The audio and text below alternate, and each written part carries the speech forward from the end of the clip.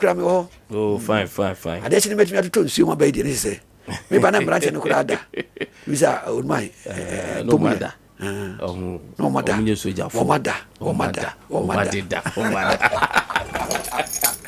All right, now it's Clement Bosu, the professor himself. And I'll pay sports for it. And I say, the Auditor's General Report about for 2021. That's the year under review.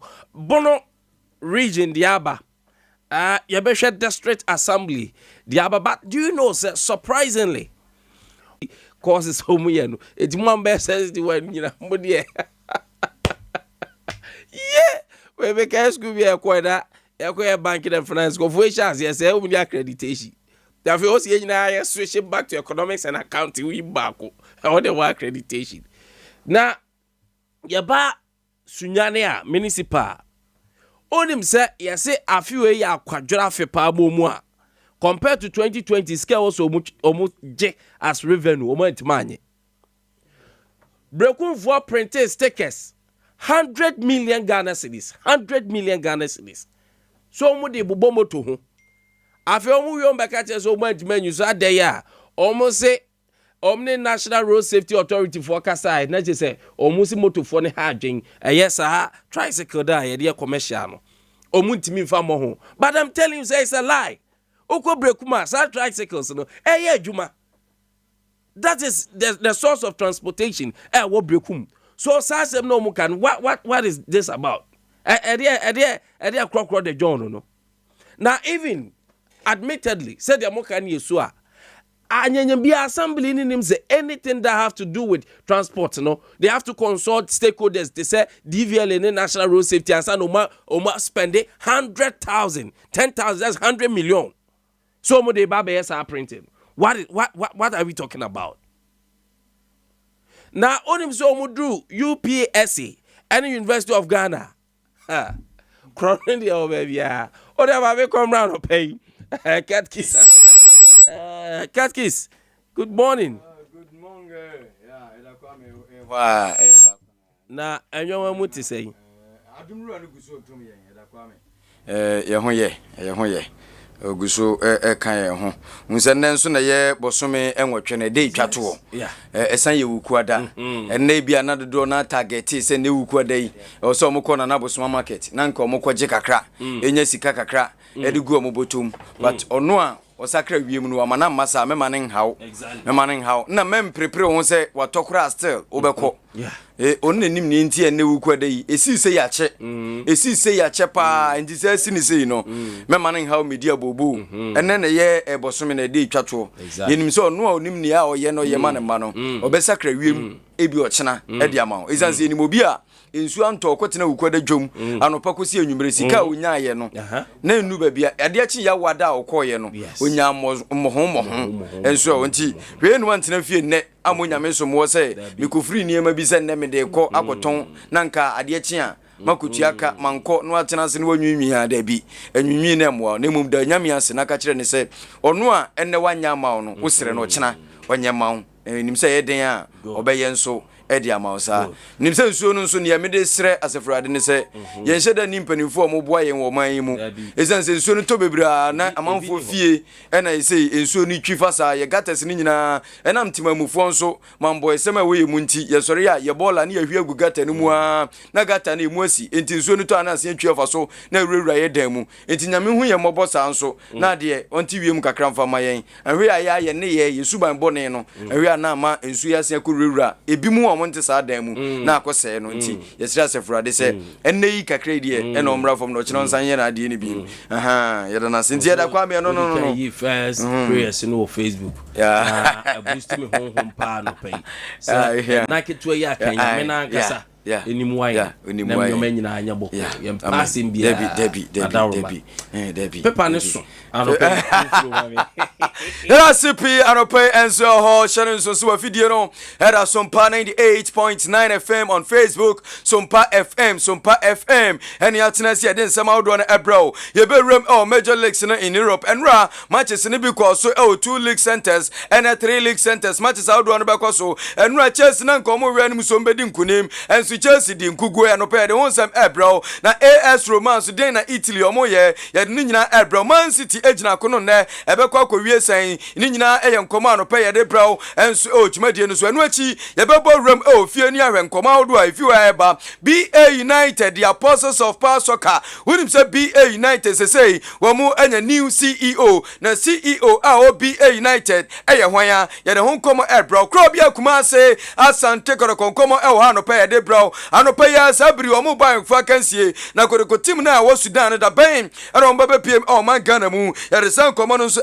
bro Black Stars of Ghana captain on the day ayu Remy Morgan na honkomo ha ya de bro in Suatreman Football Club and Suanra adoye bi kwa so from the air club no the board to players and the technical team ya de honkomo no pay and so bro amon sania esi etie production team Industrials Kojo Sugar Mahmood Edi Amwaku Iniesta Evangelist Madridesta Fatal Gandhi Esquire Evans upon womunyina tachi enane anopay anuanu mienu yatena sia ye de nkoma odo ne bro on Sompa 98.9 FM Sports Bit jumadie no so mimidin ani akwasi atachumbarima Papa Clef mene Opoku Shiva Anopa intentem so nso na to etien ramu ewa manone ne enkoka en ho shikakra efri amanone emra ne ekwa amanone dia yen sha se fan free Italy approach memwe ho and na Italian Serie A the Calcio League no enra midweek matches no etime to dwa na enya sem keto akwa na day 4 say and matches no esi ekwaye ye enra ma Pay Stadium no Sassuolo etna fie and AC Milan edipania after 90 minutes of soccer fiesta Sassuolo and Shebi AC Milan boboko no enso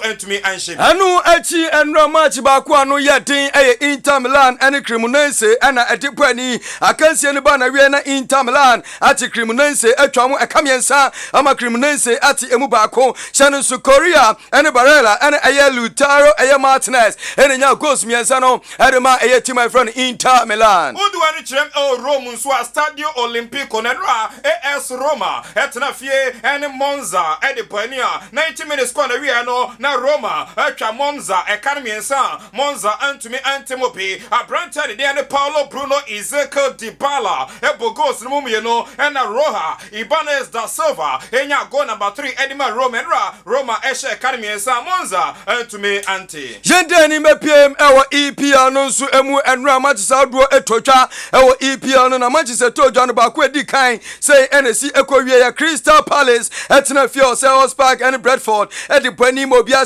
Yonko eka bako Wilfred Zaha enya first goal Edma Crystal Palace and Awesa ete Edma Bradford Fulham enso etna fie our Craven Cottage and Brighton and Hove Albion edipania 90 minutes ko na wi no na Fulham ashe academy no Brighton ate ekanimo bako Alexander Mitrovic enya first goal di Fulham Brighton then Louis Dunk pressure emanebo on goal ema Fulham eteki 2-0 lead and Brighton di enso ene Alexis McAllister the penalty enya consolation goal Edma Brighton in namuno the 3 maximum points are taken Fulham EJ Edeka London Sansu and Southampton and Chelsea the Blues at the Apani akansi by wiano na yetin at the Chelsea esanso Southampton at Chelsea etwamu ekamienu ema Chelsea at emubako Raheem Sterling and enya the first goal Edma Chelsea and I'm so ema Lavia at Kan Edma Southampton and Armstrong at the BP so Southampton 2 Chelsea 1 Leeds United etna Elland Road enso ene Everton edipania 90 minutes ko na wi no na Leeds ashabako ama Everton enso ashabako Anthony Gordon enya first goal ma Everton and Branto si Academy Lisa Nedino enso Luis Fernando Sinistera enso eteka edma Leeds United boboko no Jendani enfioni emepiem ene matches outdoor ebeba so ni ehyasie of French League Adea say ena French League matches outdoor no ene no num ebesi akọ Louis II AS Monaco etnafie na omene Troy Boboko no enso edi apemso Sasna Leon ene Oze enso edbepani Ange enso betrafie na omene Reims enso edi apemso AS Monaco ene Troye enso ebepo Sa enso ena Montpellier enso ne AC Ajaccio enso edi bepemso Strasbourg ene Nantes enso edbepani About 7 p.m. a matches no etwas na say ede besia ko Le Metropole etnafie steady PM Roy na omene OGC Nice edi abani Lens ene Laurent enso edbepani ewo Olympic Marseille etnafie ewo Orange Velodrome omene Clermont-Foot ena edi bepemso Ena aye René enso ne Press enso edbepani ewo 7 p.m. Kona Toulouse enso betnafie na omene Paris Saint-Germain enso edi abani eno French League 1 matches are to the midweek matches no emunsem eno no uko Italy so Serie A say ene ne matches no ebesi ako Anu bedin exactly aye 4:30 p.m. Empoli ene aye Verona enso edbepani ewo 4:30 krona Sampdoria enso tenafie na omene SS Lazio enso edi apemso Ideni Calcio enso ne Florentina enso edbepani ewo About 6:45 p.m. Udrem enso Turin Montensua the all ladies of Serie A Juventus etnafie na omene Spezia enso edi apemso And when 6:45 na Napoli ene Lecce enso edbepani ewo Yanko English Premier League ne kodi koma kakra ni nyina ne se ne Premier League matches ne bi to dwen ne na se ne besi akọ 6:30 pepepe okọ Vitality Stadium AFC Bournemouth etnafie na omene Wolverhampton Wanderers edi apemso Emirates Stadium 6:30 p.m. Arsenal and Aston Villa enso edbepani ewo 6:30 krona ko Itiada Manchester City enso betnafie na omene Nottingham Forest edi apani West Ham United 6:45 omni Tottenham Hotspur enso edbepani ewo EPL no emu Wa Anfield no Liverpool etnafie exactly 7 o'clock p.m. na omene Newcastle United enso edi apemso eno Premier League matches ene etodwa no pay on Sompa 98.9 FM ye de chere kama etumi dem wo Facebook no Sompa FM Johnny in enu eni komo kama pedra after the Chelsea Edin Chono coach and the Thomas Tuchel enra niema ankoye kra etumi amfama coach no ema coach and then Thomas Tuchel enso etumi Edin Chono dincho wie no yankone kotie ensema coach and the Thomas Tuchel enso editubia in all the games almost, and obviously we struggle with our focus and with the consistency in matches. It's not enough to play 20 minutes good. We did the same in Leeds, and one thing goes against us, and then we struggle to find answers, and we struggle to fight our way back if the things don't go in our direction. Today they went in our direction, and still with the equalizer we started to struggle and to adapt, and gave it completely out of our hands, and it's the situation.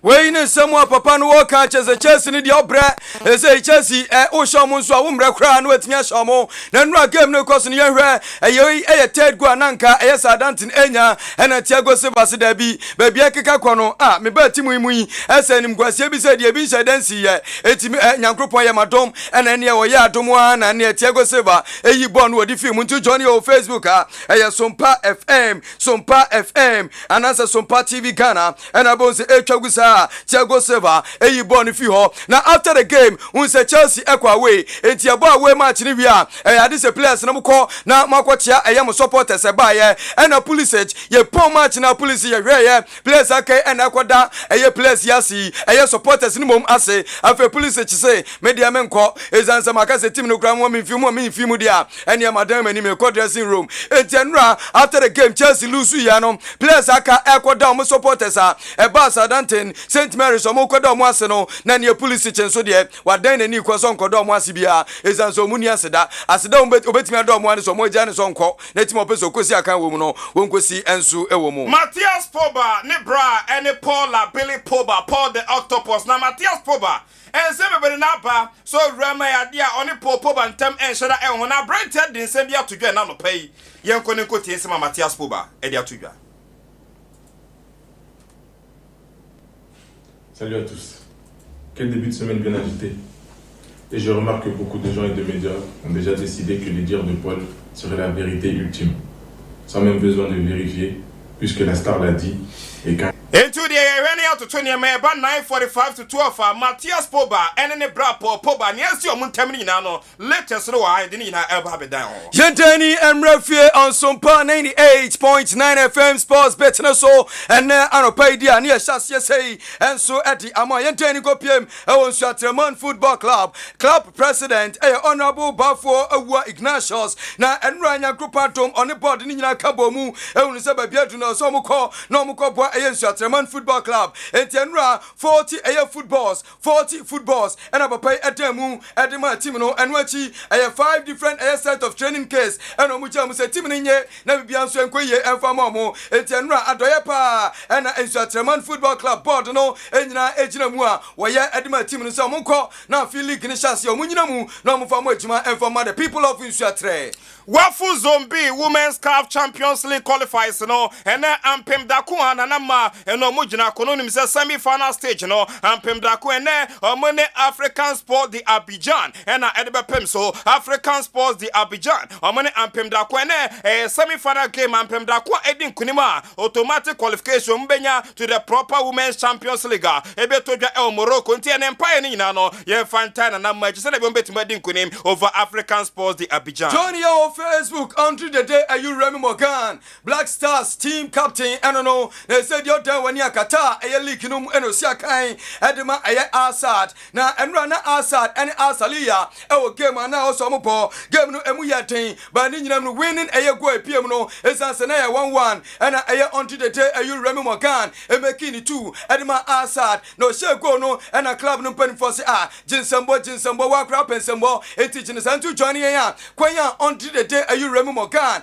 and first Enya go Edema Assad no, and Edidamusa, and so on to pass and say no channel, no movies I outside no such my bobola chairman yes outside way, and no Jonas Mekatum, me papa no him send Yesiano, and I made Twaso, is an Santa Cram, because World Cup, Mina captain, Adea Magana, into Moore and Oshana, join your Facebook. And what the Black Galaxies and Ken Faisa, a boy on Kufa Kensia, game no corner, no, not Black Galaxies, Ashabako, Ama Ken Faisa, and so Ashabako, David Sandan, Abagna, and then the only goal the Black Galaxies, Bobo Condition, and so Black Galaxies, Bessia boy on Kufa Kensia, on the FC Samates 1998, and a game no, a Betoja Cape Coast Sports Stadium 3 p.m. and a side game the Etoja, your poor game near players no Eberes to China, on Betu every Cape Coast, every PM on crying, no Mudun crying, Friday no papa, no more the chartered flight from my Ganamua, a rem on Nigeria, no Mukodu Nigeria, a Damemenda, or Money Nigeria team B no, and a Babon is a first leg no my Ghana, yeah we need to know, it is a return leg in Nigeria, and a side game Betoja,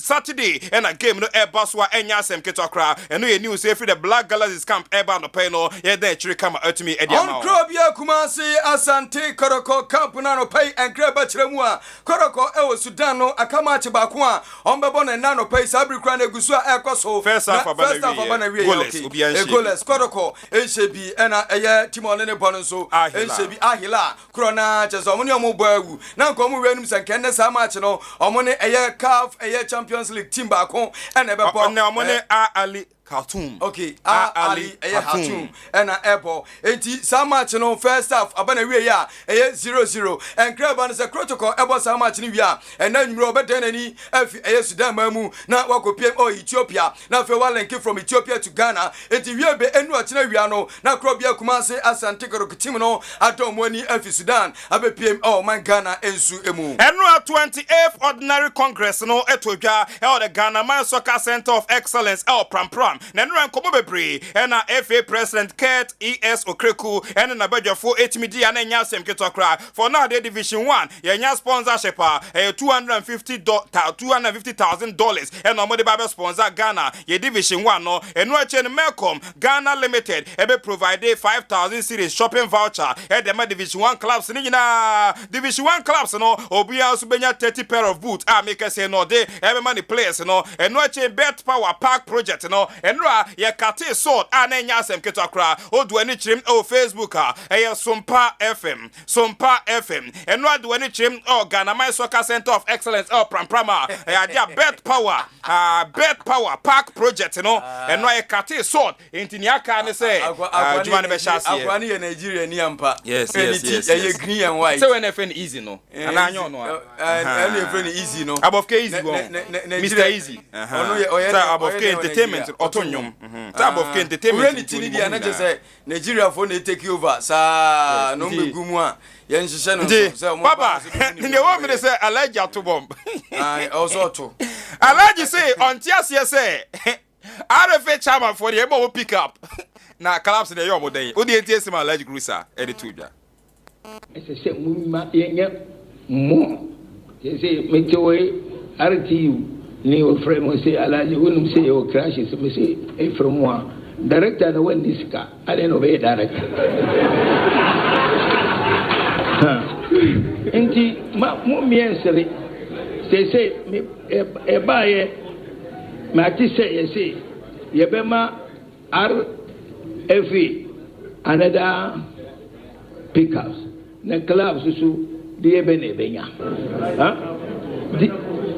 boot to the one my boot to cry better boot because omu nine kobo bo we ene samwa Haji Karim Gurusa wakaye na butu beto butu ni Alhaji kotoka ka ho prekwen na ye enso na GFD my teams no dada players no omutobutu mo da players to butu papa no no so mo ba eno no ni se ni osi hu game no na BA United the Apostles of Power Soccer show you na BA United the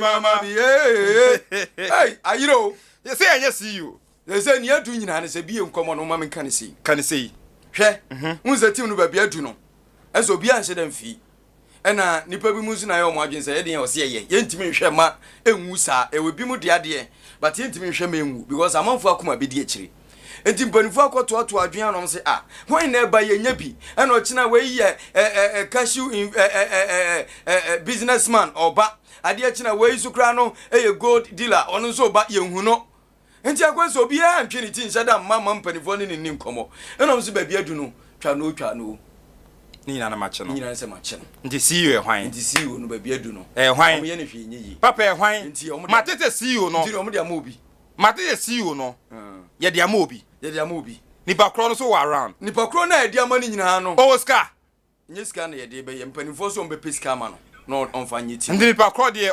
football ideas ndi be je ska na ni botom but mpanifo so mbe peska ma ndi mpanifo ska na ma see you no be den na ya mponsa nye ni sika no de ye kotoko sa nye ni sika no de ye kotoko okay so what you say nti see you no betimi aboa anya sponsor say de ma bi say na na mponsa a brand kotoko na efe no see you sa nzu be brand see you are oko ha say nse de hu see you fi ha wo ndi see you are no so mo ye ha see you are no enti BA United CEO as say de Taxation sam Joseph Pepra DJ Rocky Joseph Pepra DJ Rocky ono and I say BA United and 24 dia man say onye na ombepua no board no Lowell Wise mo ene eye Alexo baba ye just ombepua Alex Ofori mo ombepua nana kobi mo mu nyina ajatum ye nana kobi be kasa mentwa ho nkofre nana kobi ye nana kobi be kasa ye de papa me how ne say enche nana nkwanta bi say ba be me how ne say omodi ama Rocky no omo se ombepua CEO na ho na okoye no no ye board member nti onu na ase aba so ombepua ma waye one eye nti asemwe no mi amehwe ne gia nti ombepua omusi ombepua mu na akona na kubi wo se ye ntimi hwe mani ngu ewom se ye ba ye hwe no because ye ntimi se ye be edit nti opa kire se CEO no ntimi nye ndi do kwa akoye ne board member no ndi CEO na oben club no ntimi nye ndi do kwa akotena chiri kakra ama Rocky abe CEO ya na o no lo ya Willy Wise ni tama no ye CEO no na oyi sika no afọ na onye CEO no obeyi osi obeyi pe ni enura ye gada ye meeting e koso so pass me komo yo enti e be rem ye ni mpanifo yeti ha o ni awese ni ya na division 1 clubs no ezo mo age atuma na ombebo ne sa ombebo ndi esi no omo ni bibia ye so ombebo no zo ni sa Mr. Menkobo o club kadu at this point because ni hia ne say Menkobo because ombebo ndi biye ni bofo bebo 4 times ombebo 4 times e be drum rebi no omo nko play any technical team ni players ni behwe but ye be team so akohwe abra teams no e be attractive yes so mo man ya attractive ye pa ye mo biye ne eye bofo 100 times ni pa behwe the issue is because the kind of 4 times no ombebo no any say ni 4 times no ombebo the one and say biye no mu ahya se ye de ba no ombehye bofo ni nyina any do ha ombehye bofo ni nyina e bi no amo se biye for premier abofuke ye wade na ye wade na de na ye ba wasia bebi ye na ye wade no na hwe wa wasia dwane no afa ho adwane ye na fa wi ni tume ye ko mo ni eda kwame ento aso 98.9 Die waguo no eno na utwa Sompa 98.9 Sompa 98.9 Feel the heat. Sompa.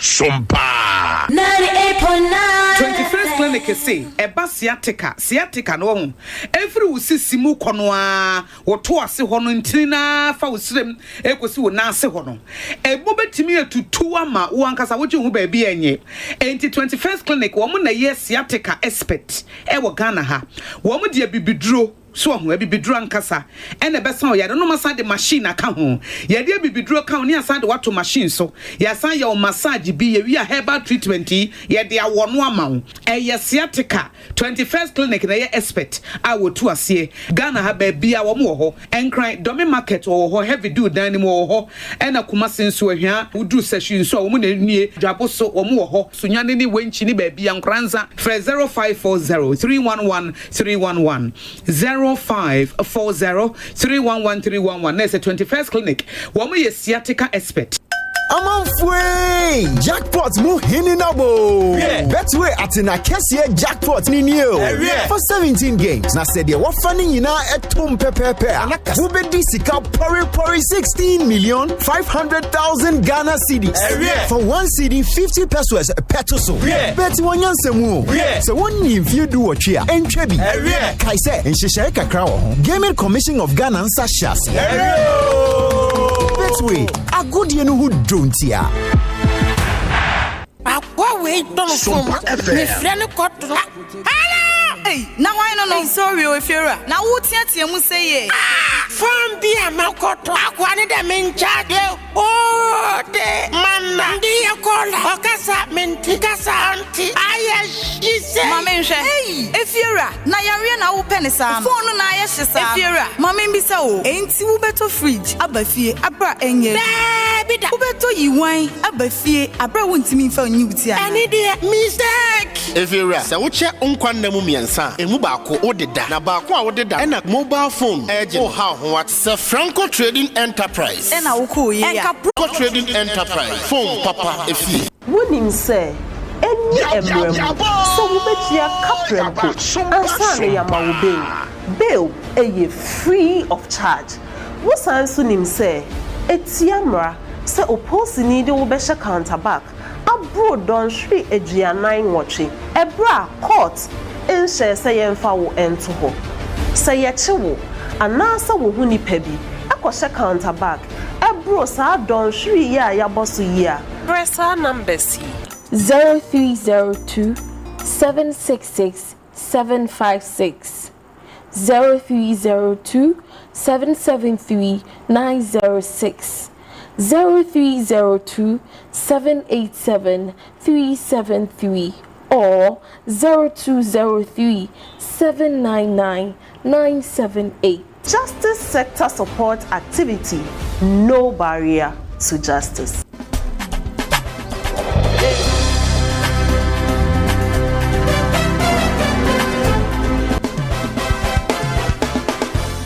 Onipa de obenya pomuden a ne ewudi na wonom no eno na mo apomuden eno nti na abenfo hye you are hot you eat. Ne Santina, Garten Herbal and Organic Shop. Abe Pia Sunyani Krobia Wema. Boya Pomode. Garten, ya Juma Krobia. Yatoa bibiduro hodoɔ bia bi wɔ hɔ. Abibiduro a ɛboa sɛ yadeɛ bi te sɛ diabetes, stroke, hypertension, malaria, typhoid, ɛne nyarewa hodoɔ a metim modin. Afei wo bia wɔ so na ɔpɛ sɛ ne so teɛ. Oba hɔ a yɛbɛnya nnura ma wo. Ɛnyɛ no nko a, wopɛ organic product, any food supplement a ɛboa to yarewa afi a, woba yɛ so ɛhɔ nso a wobɛnya bi. Sɛ wopɛ Garten a ɛnyɛ yira kwan koraa, yɛwɔ Sunyani Krobia wei mo. Absa Bank Road no, Otra Top Asoridan na aponsa yɛtoa so mmienu, aseɛ hɔ pɛɛ ɛna Garten ɛwɔ. Sɛ ankrankro pɛ bi atɔ, ana wopɛ bi atu, ana yɛde brɛ wɔ wahwɛeɛ no, frɛ number we 020905936 ana 024577593. Garten, God's answer to health is nature. I'm counting my blessings. I just can't keep it to my. Now, if you're here, now, if you're new, if you're here, no chance in what person who was one. Now, you're sure if you're here. Very. The secret is Joy Chem Company Limited. Oh, madam, if you're Joy Chem Company Limited. A chance in price beer, a bit to say IBR, IDT, SSR, self lock, circular, tile, and shingle. Now, my dear, my Joy Chem phone chance in a dance. So, if you can, Joy Chem Company Limited. For one Casamu factory, or one of mutual chance, where in your agent you may be. So, usika sem kra hawa omo akwenya omo de be faso na wa faso no wetwa scan kakran on some free transport adie piwo e ma omo chance ne de dance no say e kra strong color cotton e ma omo chance ne mpa e ma no so angry na nche nsuo to so a enyiro hwehwe Joy Chem Company Limited e was Sunyani DRA Poly Runabout e ben Goil Filling Station Trouble 054-0125-818. Locate the main factory on the Techiman Kumasi Road e was Hanswa Brigade Ben Liberty as on that. Obetimia for Joy Chem for 054-0125-819. Poor first, no, yes, some 12 mouse. 1,000 Ghana city. Say, 1,500 Ghana city. Wow! Now where? 5,000 Ghana city. Say, 8,500 Ghana city. Wow! After you move to me and Yakob 15,500 Ghana cities cover. The idea will be only hospitalization. Just say, we are going to die Abia. Eba bua mo tuaka. Afei, critical illness. Just say, yare kronko bi ha. Ya jatum se bo wa. Eba bua ma wako. So there. Abia wutimi to our my way policy ni so. Be bra ye de keka ho nyina. Kakra bi pe. Ene de ato de utua no so me ni so. Waiting on my way yes no kono. For phone. Dial *165#. Never come home. Send my way. That's it, no way. My Way, a product of My Life and MTN Momo. Sompa FM. Sompa FM. Ya boy. Ya ba. Sompa. Ya boy. Ya ba. Sompa. Sompa FM. Sompa.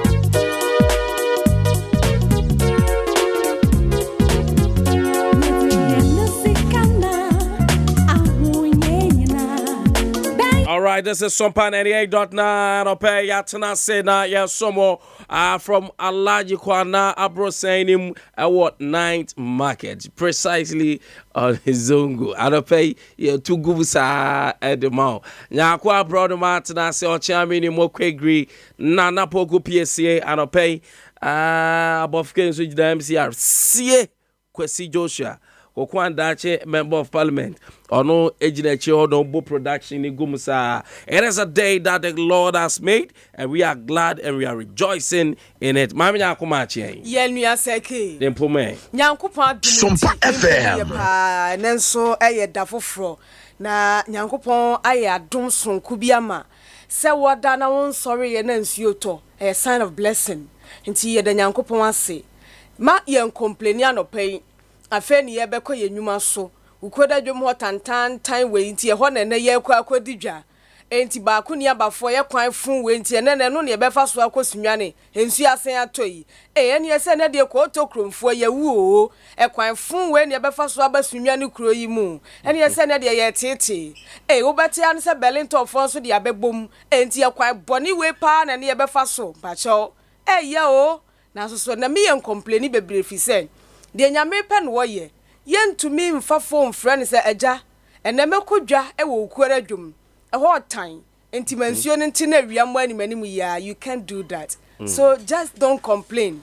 Je nyame man nya na dwuma ne bra esemu no awia bebo seke ne bra esemu no awia ana bebo yes ne bra esemu no awia ana bebo but mami na akwansa na no mami ko na mene wa wofa eni komano pay yera Honorable Collins and team deputy minister ya chia na mami papa local government yes and this show wa kuma dan ba so chia no yes omo oto a na to na omu ko no ana pay ye ne ni nkomo na ye hwe se de nwoma city wa ba ye ha de na ese ma honorable enso pri ni minimum honorable ma chen mimi abe man pacho me yoso na empom ti say onyame ene mumpaibo me hoye ya mamumu so ni adwuma mudi ma o man edamasi so edamasi pa friend rana ye intercept cable HSL Honorable Collins in team den dam kromu ye adwuma na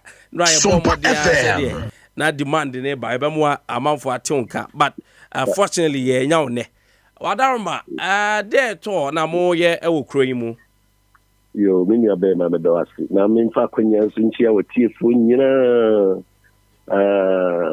na menka se no kre se de onim no Ghana mampanyin na nado danko akufu ado ye nhihye se kurunkitu akura kase baby biara mpuntu obekoso na mrantie ne maba wa Ghana no so wonya nidaso oman ni mu na nhihye bibri no de egu akura mu tanhihye ni nyina no mensi mashe bijeku no omo na so emisi se ebeye enye ejina muso enunti the honorable minister for local government ye Radambo Chenso ya entity mapa ye diama ye amrado for DC the key actors of the assemblies the beya ebitina bom na dwumadi na omde show masem ye de show monsa no omatimi atiafie omahunu omnensuno ne brebo no mayin yi ne ho apamfa so ama adechiman na se di onim no so di adwuma hye odihye odiyemi bi nsa na trasi adenda ebia na baako bi etichima enu ntine ye Radambo che on trasi e mare nudu sa bezo no mensin brashe di joku no ya ye nhihye ya edon ni bre nyina ye won kran no kra no yehu ne ekoso ewo mensi ahodo ni nyina mu na ebiem ya science ya yetu mensi ni nyina so sa na ya hwe dwumadie no de eko dwumadie efa kredwuma ho hyehyɛ dwumadie efa mpumde ho hyehyɛ dwumadie efa anumasua ho hyehyɛ o mensi ni nyina no se de onim no mensi amrado for no na so emesi enumpi na yesabo special project ya friend Ghana Productive Safety Net Program a World Bank initiative omni Ghana atokese na ye se de be ya atishia wo Ghana no se de mu wo mo eni edidaso kra the next meal aduane kra ombedi na de no they say omo any that and that so that program no and na ministry I target 80 districts in Ghana. 80 districts are womo a component zero sub component e bi akwan ya ebiamu yenkofa fidi gri na aji na sika no omdeko ye fa no e protocol of friends labor based labor intensive public work addition no enam say ye kuya juma no ye wiem sem no ye wo Sompa FM nsuonto e pebre sa pebre no yentimi adwuma bia no sa bre no ene de akwan no eno nti ye deliver akwan no na about 70-75% of sika ye de akwan no remain in the community and not need labor based intense public work and ye wo science ye dibia adan ye dibia dams small dams hand dugouts any feeder routes and your company we are trying to say climate change component in the ministry na leverage ye de the pet planting for export and rural development component ye we are at the Akye this is a mango bibi to say share bibi to say kubi coconut bibi to say oil palm any ye ekeka ho nyina na said the kind say anyone no akoso abra amradofo ebai afi aba nisa nisa no ntino ministry ayehyehe ya yetu omuso sa na yakohwe nyume no de omo aye adu anunti said the okay no enra chi enamwie asantema mu nyina enra ehye ase ewo sene kajeji ene corporan ene ko nkranza idru nkranza na Adea sapa sisi anope ya no mikasei me nansi kwanso ameko banda na makotan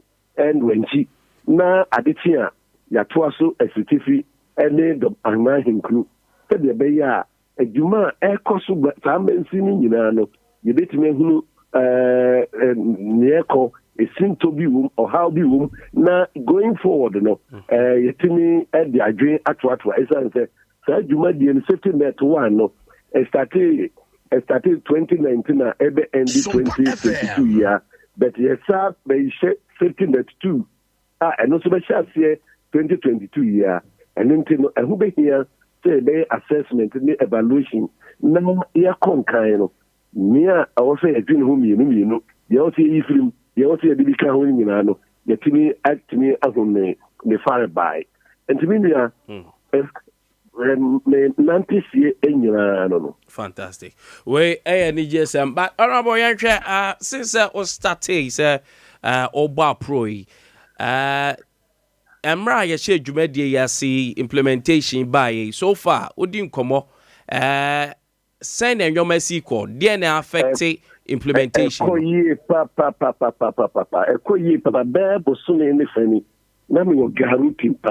okay. Yakaba Kokbori,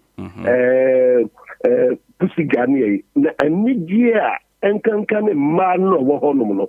Yeah, the express Francis in the Bible. Maybe I get as a wedding. And Nora Abra be true, we true tran, true, yefre. Yeah. And me, a grandson, a friend, and a tran, coon back also. And ma, and Nigia, the Beshiame.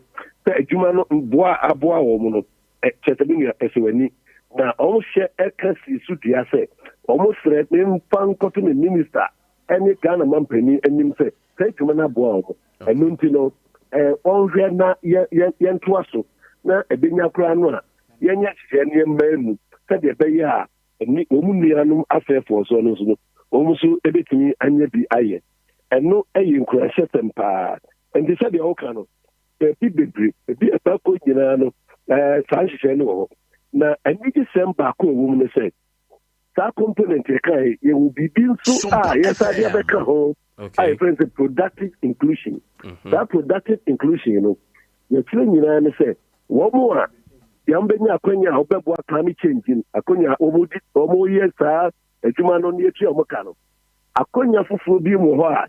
We better to kill almost inside the Juma. omope. Oh, okay. And so the Juma omope no, we are near some almost starter pack with an average of 215 United States dollars. Wow. CD equivalent. Wow. So the year, Omo Betini, Ede, Asha, Omo, Ajuma, Axis.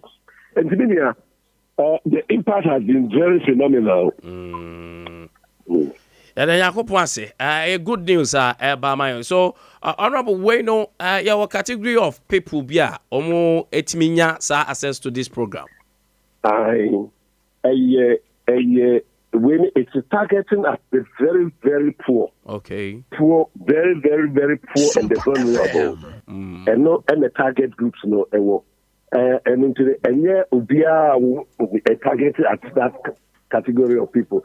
And into over here, so me bomb men see no, and your men see me in it's I say, if a men see Ohiano, I will papa. And you can't grant a men see here ranking. Na do no akwa na amantisi ene the transitional zones no enu nti na obehwe asa program we no do no eni bono ene ahafu eso I say ahafu ene bono no the ye poverty profile no do no people do no ewo nye. Anyway, there nice without gender bias, provided you are a category of say you poor and you qualify. Gender bias because it's targeting at a man. Women, okay. Women. Well, name say women, mama. My dear, say to me and she share my home. Na umunya juma no muni bia. Omo hwe abusia. Omo hwe fie. Omo hwe abusia. Asuna ye meme and until project no target no ejina e ma do so pa. Okay. Edioba sa tripartite regions bono east and a half wa more kwan here fast wadaroma so one off header so that you can follow. Energy me nam kwan so a me ko banda. Okay. And na me ko time. Okay. And doma ahinkru. Eho nedru hone. Echina nso nyame yadoma nedru bechem okay and bono kron back so any meeting se ya okay na me the first phase of visitation no the fair ya wada anywhere said the bear bit na to after doom cry okay nyame yadoma meaning that sa would make the Germany okay and Switzerland the hono to be kwakodi 1 week. Okay. The bar na feel na yes abetwa ahafo nkunu aka no. Okay. Honorable, anope yanda asene nsre nyame enhira ne traveling mercies amount ya mo akwa banso. Yenso edo ase ba mumoni eduwa pa wonde eboa epono ni ahafo man gina ene kana man enhira mo. Nyame sha also. So that is it. Honorable Collins Augustine in team, Deputy Minister for Local Government. Ono also Edoboas Offense North Member of Parliament.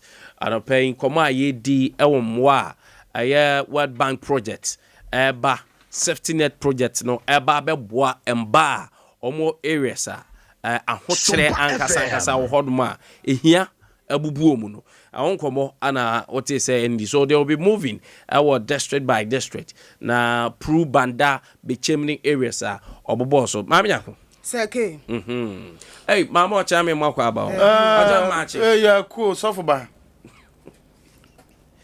I don't answer mischief oh yeah cool so for ba mischief mischief na no eda pa chome joso say e pombo ko die Bombo ko nsoni to na me da wanam se na seke obeda pa ani na me kam se sala che no ho na ma fa la che na ma fa ko se me paki esi ba ba ko afemi wie wo de na me tisi nya ko so na se na do free abisimu bayi bra ba abisimu tano so David me wo fie pre ampa bra ya don ko aba kwam anope mi wie na me dwene mi ame ho na me se ma dwene mi ne ma wie na kame me ye den na me fa so wo ka ya dwene ho nyi na kwame and then wo mu sɛ nyame ahwem sama de patch na mewura ho ne pa ade na ra ho kwame enne ne da ma ho sɛ mia me dom ase kurodua nim no emu otan papa me mfa sɛ bi nhye ho ai mia me kuru mia ho na me de chia me ya enso ton ne na anɔpɛ me fama ba no minim sɛ mo kwan de tan enne na me hu sɛ sɛ kurodua no mo otan ye wodom ase asem Sunyani West Municipal Capital sɛ MP any MC any ye nananom se ye fa kwan no so ne dua ya I was say ye felma ye ho pa simutia ya wakama ye di kro no ho hwamo ya ma wo ma mo wo kro dua no ye de ya ma mo nsa si fom kwame onso odoma se nya kro keto bribintia odoma se debi aside bibi no kro odoma se onye kro keto ba metimoto so me ba ne no me wure ho papa afei ka bi bonso de gumi wa afei obi gina wo se wahu so ye kya me o san so radio so o kwa aka de wahu o kan na me gina me ni hwa me ka kire driver no na dem kwa me na na mahu se saduma si kodua no mo tan kwanta bisa nya mie nimpa ni mo okra say Sunyani West on municipal capital honorable Ignatius Bafo ewu okay ahokra ni stronghold o I see odumase okay nsu atra fia prechira I chairman ho kosi bodum ono so na MC kwame Sompa FM wo me sam asore mama hu se me ni nuanom ne atasefo nyina ye nyina ya kambo ma ye de ye ko nanso me ba na me nam kro me ho ananam se awurade owure ya smo ka kire me de me difo maje atum me ampa me difo because Chanton say ono kra amnesi afama nanom ekwa setena okroden ma me kobi enti se ye ka kro no mu empunto ni ho asema o se me nso me de ho mam bisa nyame nim ne ampa de mo ka no o ye chairman ti and there also the responsibility but mamini komo we mra mame kwa homa so da me ni era Isaac Ban who's era Isaac Ban head of salaries and condition of services services who drew condition of service who drew Ghana National Association of Teachers ya kan nat ya ne opanyini enkasa on se kolare de aba edram de so be say teacher ni do ka akwaje ye rade ya so teacher for wo mane Mr. Bama FM ya jawo na yom te say o nyankopon adom yeguso akone de ya shase 20% yenya 15 na aba anije aba anase enwoma te say onkole yo me dawase na mechia wo ne watiefo nyina wo Sunyani ne mpatam nyina sa no pe mo frame enokre aba na de have kakra ne say teacher fo nko ayenya kakra ka ye pe hu a obiati na have papa ntina ya na ka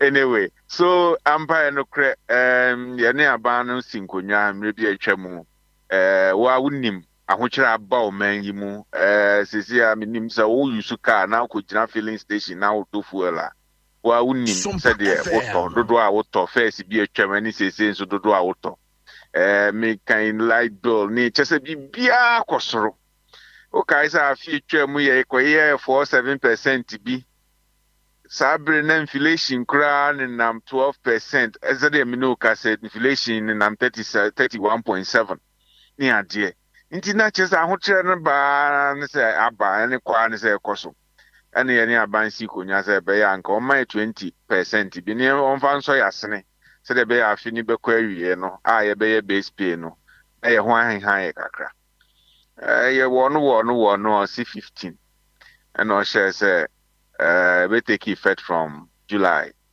but August ena sikano ebe hit account yes say when you test so a obe fan sa na mum Adea wo mu ni say ye 15% ni tu mu no no ma nyina ho see am no ka say no ma kwosoro papa ama light bill no water ni Adea kura ya tutum into 15 no de ma no kura na san pepa ni nyina egu nti aba ba gina ba bia ye gina na bio calculatively so we time na kun hye inflation e ho any other indicators are now one mode kokon sa kun mo ba say bregu sanka yen sanka anka ne enya kra okay nti min kan say ye bregu enye bregu well ye beda aban na se so ya sen kakra but the woman ni say odi ma ye wie no no ma san asesen biom so ati asie nti ahonkyere no still ewo ho Indeed, Mr. Amamu fit the initial negotiations that much as which is the 20%. Oh, sanki nya 20 na. Anka bi ahonkyere wo ho sisi no be hinhan kakra. So on the metre no. Nka be hinhan kakra, but ye sanka ye nya 15 no. Ye so musa as at the time. So But 15 they are hitting various accounts, of your members. Oh, nya unse no na make say chafo en saka kakra ya no bia te na ha me. It is now ka say as a teacher ni video ka o ko a on yeah. Ele na me kai obi asebo kai o. Say teacher ni do ka kwaje na ka shaba. Yeah, nyame ncha de osiayo. The betimi aka ho ano no. Okay. But so what say the na di eche say ska bay almost expect say modi odone ani die ani ahoden be adwuma mo man no wofa tiafo yekuye ho papa yekuye ho adwuma de ye bo adwuma na nse me call rounds kakra ko western ne ahafo honum baabi na baabi a wokɔhwe tichafo kyira de pa dan a wo mu dam ni ade na still a wo mu kɔso bo adwuma na wo se ye bo tichafo aba so unim adwuma bia ye supervisors wo ho wo so wo mo hwɛ sɛ obi adwuma no to sin a obɛhye mu den no wa ye ne yie nti ɛno nyɛ asɛdeɛ so ate ase aban na asɛdeɛ sɛ obma ne supervisors no call rounds no mo make sure sɛ tiafo wo so wo mo ye wo adwuma no wo mo ye wo heads ne ade wo mo supervise wo mo ne ade but the mechanic sɛ tiafo de yekunya ho adwuma ne ye do yes 12 bia obenya Judas wom de nanso dodo na ayire wo mo ho ye adwuma no ye be supervisors no ye sisos no ne headmasters no so o mo so nye o adwuma no mo make sure say obi abeye na adwuma say de be ya Ghana be fa ne ntoma pa afira Zaba ali said your kind no ekushin kakra ti for down no ye hwe ani mu say repabeba for now there maso mi so dey answer damase me so me dawase pa dawase dawase no pay okay yo yera Isaac Ba anati say ye no edi nkomo no okọ Ghana National Association of Teachers NAT ono anehwe eye salaries and condition of service so anopay kola den buy no Madani Oliver Twist asking for more see 50% there time mo ko sensika no that we inflation and then near me honuma they say a double and a quadruple enti kombenya so bende omaje atum 15 no say na aba omaje atum tinu 15 na aba mo na mo pre 20 yeah o se o hwe sa bre na no mo pre sa percentage na na nneoma enye sede na yewumi ana mo pre na 20 no manya yeah ana nneoma na yewum sesia no so ye nneoma mu odene de ma teacher fo ne Ghana fo no ene ye etimamufo no ana amu ohanchiche mu dunum ana so omo se anso omo ti omo po omo nsamfe omo se omo pa ebese ni bre sa anti de okay ebi kranka ye da nyame ye da aban na se ke ye da aban na se se de ne ye hwehwe ne nsanka ne nyina de ode aman na mu ye nyina ye nim de sese Ghana fo ye wom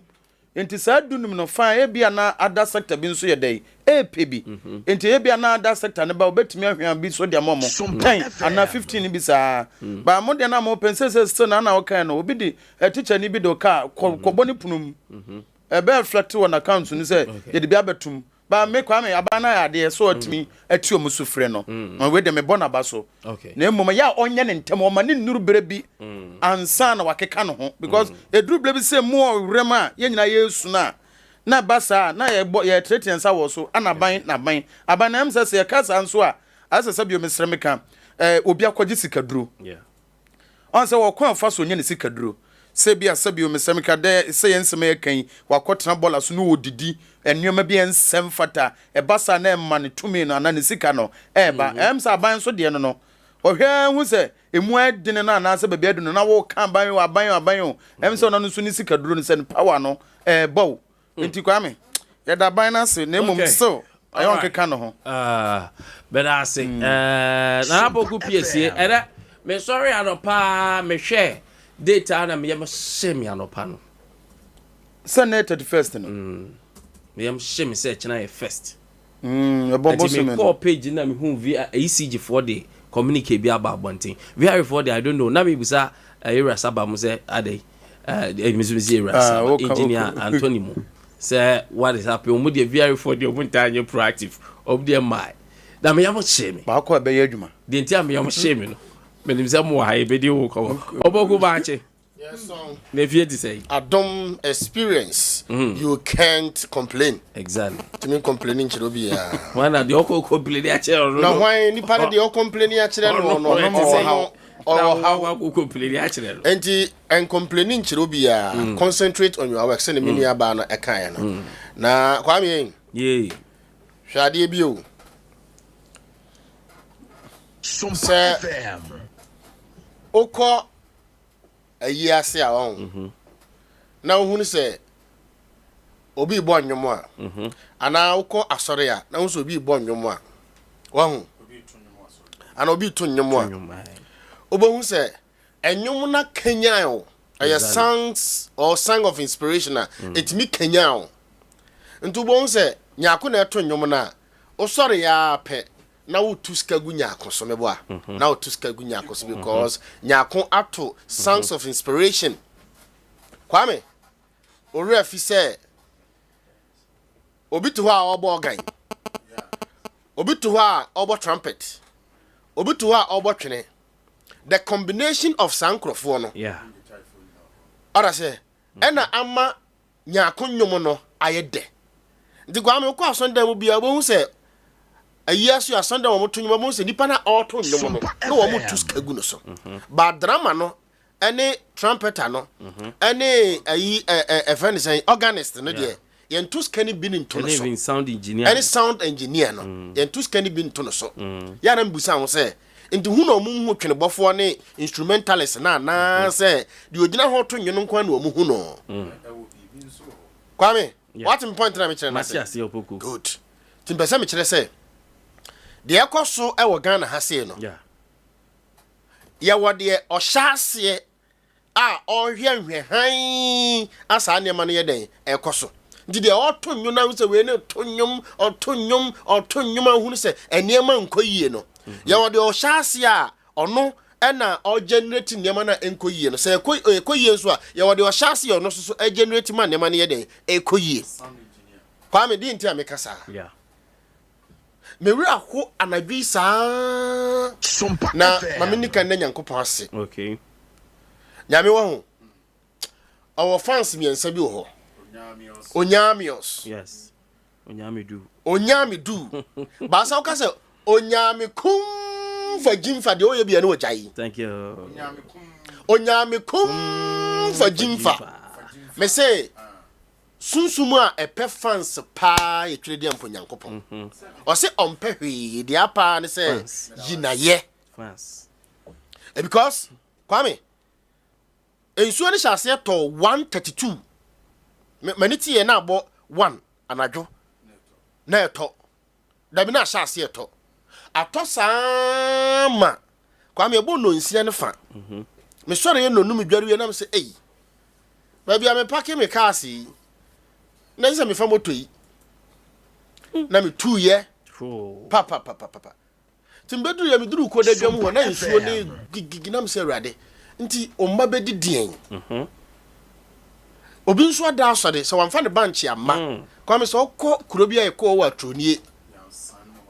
atronie kuro no po de sɛn nwa wasu regional minister krom na kwame ukɔhwɛ kwan ya nipa fa so de bɔɔde ba na musa sɛ papa nti de wo ye a wɔn akuafo nsuo yi a wɔn atwa ngudie gu hɔ wɔn bɛda de aba kwame me wura ha ya ndi bɛ 1 hour 30 minutes na hwɛ ne sɛ nsuo na hyase yɛ den ɛba fam na mu sɛ papa wei no onim de ɔyɛ den ɔyɛ exactly na de na ama yɛ kɔkɔsi September ɔkyena yɛsi September 1 na June July nsɛneɛ ɛna yɛwɔ September 1 ɛkyerɛ sɛ papa wei no ewie mu nya den ɛnyɛ ne sakrana ɛnyɛ de wo weatherman o tenkran ya wo hwɛ buku mu a o si nsuo bɛtɔ mbea no ɛnyɛ ɔne na ɔno wo ka wo a Sunyaman ka ho bi no a o si awia bɛbɔ no ɛyɛ wo nim deɛ nti kwame deɛ pɛsɛ meka ne sɛ wisdom and knowledge ɛnyɛ pɛda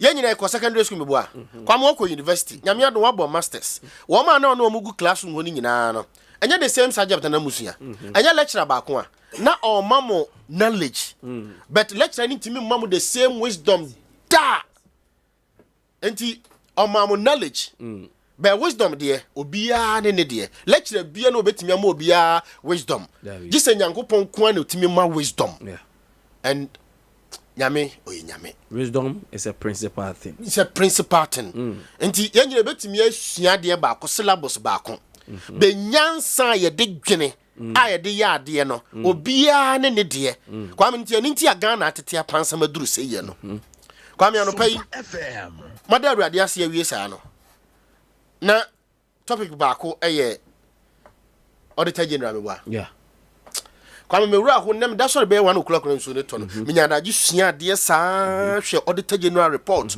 from 2019 2020 2021 2022 2019 2021 2020 na me 2021 22 de say nyambae kwame mi hunu say won NDC MPP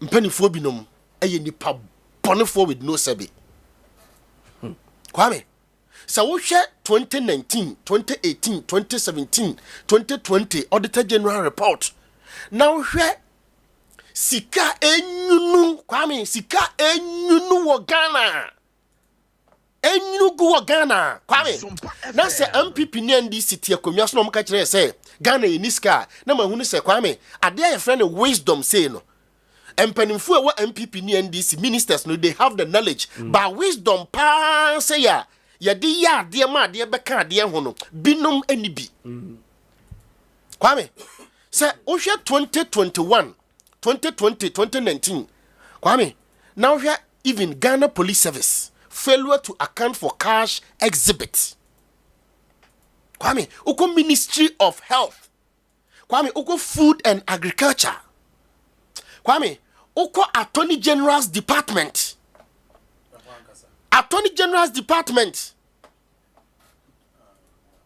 but what I say Attorney General's Department Auditor General report and hwehwe mu a waye sika nyina fa ho kwame uko Ghana Education Service kwame uko Ghana Police Service kwame uko Ghana Revenue Authority baby omoji yeto no baby omoji yeto no yeto no wo omoji no so uko Ghana Revenue Authority na uko 2018 2019 2020 2021 Auditor General report baby ayeji yeto no na uko yeto no omoji digu ho no irregularities sika omaji omanfa check ya ntoso kwame sika omaji omanfa check ya sika na omaji ye sika na omaji no aye Ghana Revenue Authority the omaji ya kwame wo omanfa krata receipt ya ntoso kwame unim sasa Ghana Revenue Authority for ni binom etimi ko entities amkwaji sika no wo ho no kwame okwa na onu udi anu okwa masa tia 15 million o da bi mama ma 7 mama ma 6 mama ma 4 kwame na wajiska no oji a onfa receipt nyadan entoso kwame Ghana was sika chene Dubai aban kwame Ghana was sika chene America for I'm telling you kwame Ghana was sika chene Spain No, on what basis? On basis of 2018, 2019, 2020, 2021 Auditor General report. Now here I recommend. I recommend. Recommendations are also from a Auditor General report. None of the recommendation has been surcharged and for even collection. Because Auditor General need power. Only the power of prosecution. To answer my him, Tarawan Media, a general manager, ABY, no.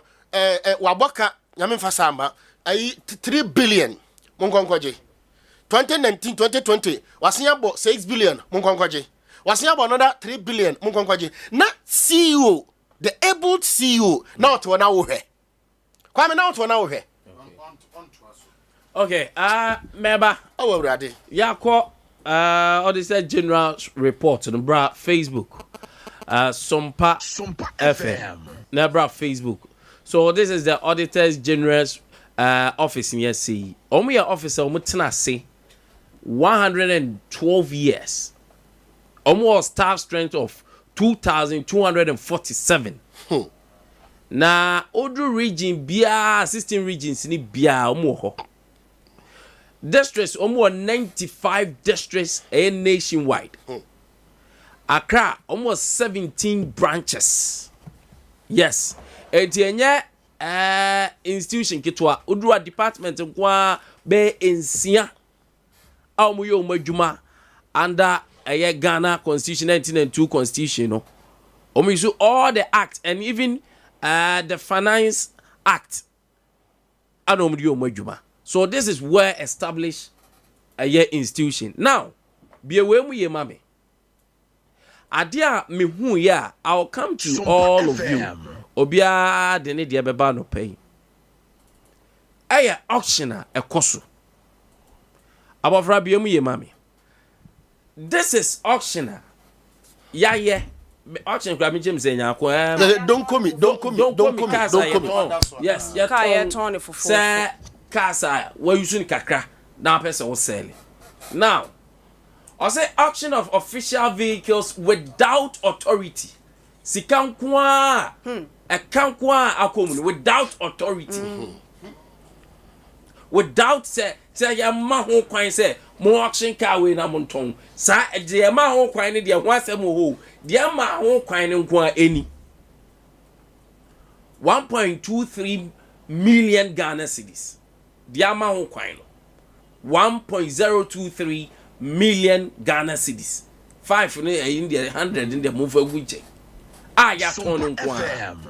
Now, Regulation 158 of Public Finance Management Act, which is Regulation 2019 LI 2378, states say the principal spending officer of a covered entity shall obtain donation, contribution in kind, trust, any other disposal of any vehicle of action referred to sub-regulation 1 that is made without the written approval of the minister is void. Omunim side ye na diama me ra ho no examination omuye of the transport unit in 2021 revealed that 19 official vehicles were auctioned by the service.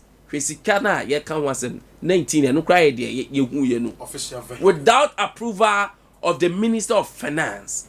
Details as follows. Motion confirm nya kase no. Aha say show Facebook no. Say ye invite your listeners and your viewers no mo ma hwe because obubo din we ya. Obi betra kira ka say sabre oboni dia ogunani ma ase keke. This is from the Auditor General's report. Exactly. Justice F.G. Kobia, Toyota Land Cruiser, car registration number 813217, 57,920, 775. The attorney say, I would have done my problems are, me share first, the number, the registration number of the car. Yeah. Account when it comes to sell, sell it, and I ton cars. This is GR 8132-17. Registered number 2017. Thank you. Yeah. Toyota Land Cruiser. Titi Sikano, or the Mammy winding up. Namenya, number 89, no Emra in Dexma, please. 580 million. Sure. 580. Na rapoku kan place ya share say. Land Cruiser 580 million. Land Cruiser 2017. 2017. Yatoma Justice FG Kobia. Now, sa Toyota Land Cruiser na Yatombi and also 17. Yatom Ama Justice NS Bedegbe. Toyota Land Cruiser na 1717. Where Justice, where the Yatoma Justices and Omudieni. Yaka ni the beba. And also 17, I want to turn it there 670 million. Can you see? 67,000. Show 17 million. Your tobacco 580 million. Your tobacco 670 million. Same year, the same registered year. Thank you. Sompa FM. Ghana, yare. Hey, another. Saba pana koto Toyota Avno. Saloon car. Aya Justice NS Bedegbe. Otosa saloon car no. GR 2777 14. Otonu 280 million saloon car. Aye Toyota brand Corolla. Aye jinenim Corolla bo. Febo auto. Na babia me real who ye aye AW Charles Y Boating. Ne dia me real who pop tie. Toyota Corolla saloon. Auto the 9,000. 90 million. And do 10,000 Ghana cedis. Okay, so a dinner that's your auction. I just see a tono for 4 Sompa FM. The auction, Tino. Kratane. Mbrana da wo say e auction. But ade bi na kofa auction ne ba. Eno na nin krata. Ye wi e beba auction ne. Eno nin krata so auction. Na obi nko sam fifire wa burochimamu. Emfa camera. Na o say holiday some friends say demology say den a che no. 30,000. Na cry dey ye no so. We cry ye. We for say I said we ye me bo. E bia me office. Say me office me news editor. Ya ma me ka adwuma ma me ka. Say me nyusu. Matenemu a be 1 year 2 years. Na me amaka chem say ka na e dada ntimi ye hoshin. Ye hoshin na me anka sama ye. Na say twam ho sa akwa akoto. Me ma ba be to sa ka na me say ye dada no. Na ma to no 90 million. Eno na wo Ghana say. Eno sa ka we yes that. Kwa me tobo. We nya de ba ya. Ya ko ya egu ho no ye say o ma me yes. Send na poku daka madwuma ma ne kai. No tima ba wen yo se ka na ye dada. Enti mo ba ya mo me ntwane ye hoshin. Na ye ton so aka na o say ha no. Dada man no. No say ka no. No to 90 million. Ghana yare wo kan yampa. Ya to 90 million. Hwa Charles Y Boating. Ono so to sa Toyota Corolla no. Ono to 90 million. Ka me pebi no. Justice Julius Ansa ene ye no ko pebi. Me hombe so 90 million dey. Me hombe so pa. Na ka bo of say dia. Ene ade na ko for dem cars fra broche ba mu mfa gurem. Eti now ye bobo so nyina no dodo na adwe am say de na wo bia port na say see habo baabi no. Enye confiscated cars. We ye de wo no tima o use no. We yes, I auction say bia metwa on say number so hwe registered cars. Ebi si Sunyani ha ya. Bi si Sunyani ha. Ebi wo ha. Bi si ha. Me na poku kopie so. Assemblies in stations na. Di si wa ni. Mo ton 2000 20 million. Hardboard ni bi. FM. Na mebo emre bi me bo president bi so kaya e video chire ka bobodi ni wie meba na president ne ka say emra ni ministers ne buy say omu peso omu nya cars foforo to cars foforo because no ogu so omu say the cars na mu use no office na omu say ho no say identity na person motor Land Cruisers no omu ka chen say say ni de Abia minister no say enti wa wo fie na ade usika to Land Cruiser ka beto ana no mu gina no se ne munyusu data na ye hade ye ni mra bia asa ye nton obi ye friend Justice Julius Ansa ono so Toyota Land Cruiser ono grade ne ebo de 2017 otono 760 million where ya me run be up that's mass no use betchi yeah which is 75,643 Ghana cedis. Justice Julius Ansana. I'm say minimum on to Land Cruiser na justices no matter saloon because Justice Bedegbe or to Toyota Land Cruiser no better Toyota Avalon saloon no. Other ways also Julius Ansana to Land Cruiser no. Also better Toyota Avalon saloon na bi GT 2774. I know anya na yere dia be ne ba pani dia. We be ko ama na yere ana ne ba pani. Yes, by all means. 14. On cry dia ni die. Na ye che wu nua die no kakra. Otono 41,410 million tete kanisika. We kura enurumpo. Na akwa onu titi Justice Asma K Esiedu. Toyota Corolla Saloon otono 80 million. Tetiska 80 million. Oh, above K car cross all turn say. Sompa FM. Oba Answa Robert Kujo Toyota Corolla Saloon. Also sa 2013. That's the one. That's the senior you because we there na we there no be go na we cry mileage no from Chewi. Na we kika kota. We so 13,000. Ono de onyane de 120 million. That is nyane de 80 million. Ba kun so nyane de 90 million. That is Lawrence L. Mensa so beto ne de 670 million. Eh na Land Cruiser bo for sa. Just say cover. Abafra ko. I am very worried. Kwame. For the next batch of machine. Machine. A report of the Auditor General on the public account of Ghana, ministries, departments, and other agencies, MDAs for the year ended 31st December 2021. Where you page 190. No, there. And you call my website wa. Okwa ubehu na wa refer. Maybe say the source of enkomona yedi no. Now ko. Yanhwe omo muto fortune no. And also sa omo so muto omo so de no. And also more for pa 70 million nyina wo. They say eye awreho ya sefisem. Say the justices. And another firma kpo eye lawyer. No ka say na re ho sempa ba ko ne say ohun say the justices e kasa ati ho omu nim baabi o semra ne da we eye de yen ma approval de ya approve ne de o ma fanka we ye de yen ma approval o ma twa chiri aton. That is it. And na Auditor General report e de amaya no pay. Oh, Barbara W Akwa her leadership on. Come on, shed that ye her leadership no. Hwe na Kwame. O tu na da man some hamentum monton. Already any 18 Toyota Fortuner station wagon apowa 930 million anoton.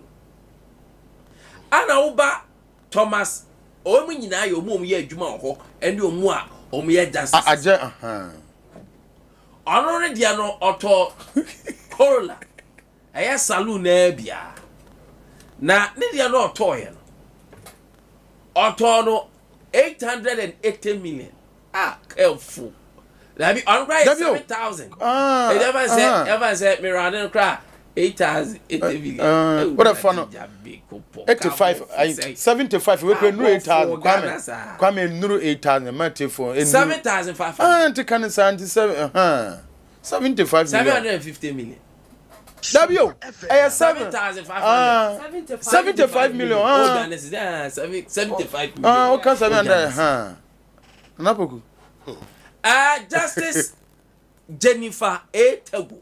Hey, Omuka no. Toyota Fortuner. Fortuner na bia on the SUV. 18, number plate 18. Abofra waba so. Ana hona. Oro we ye Jennifer Tegu. Na say na SUV ka say ka. Ba ko de 892. 87,887. Sir. Ano ton.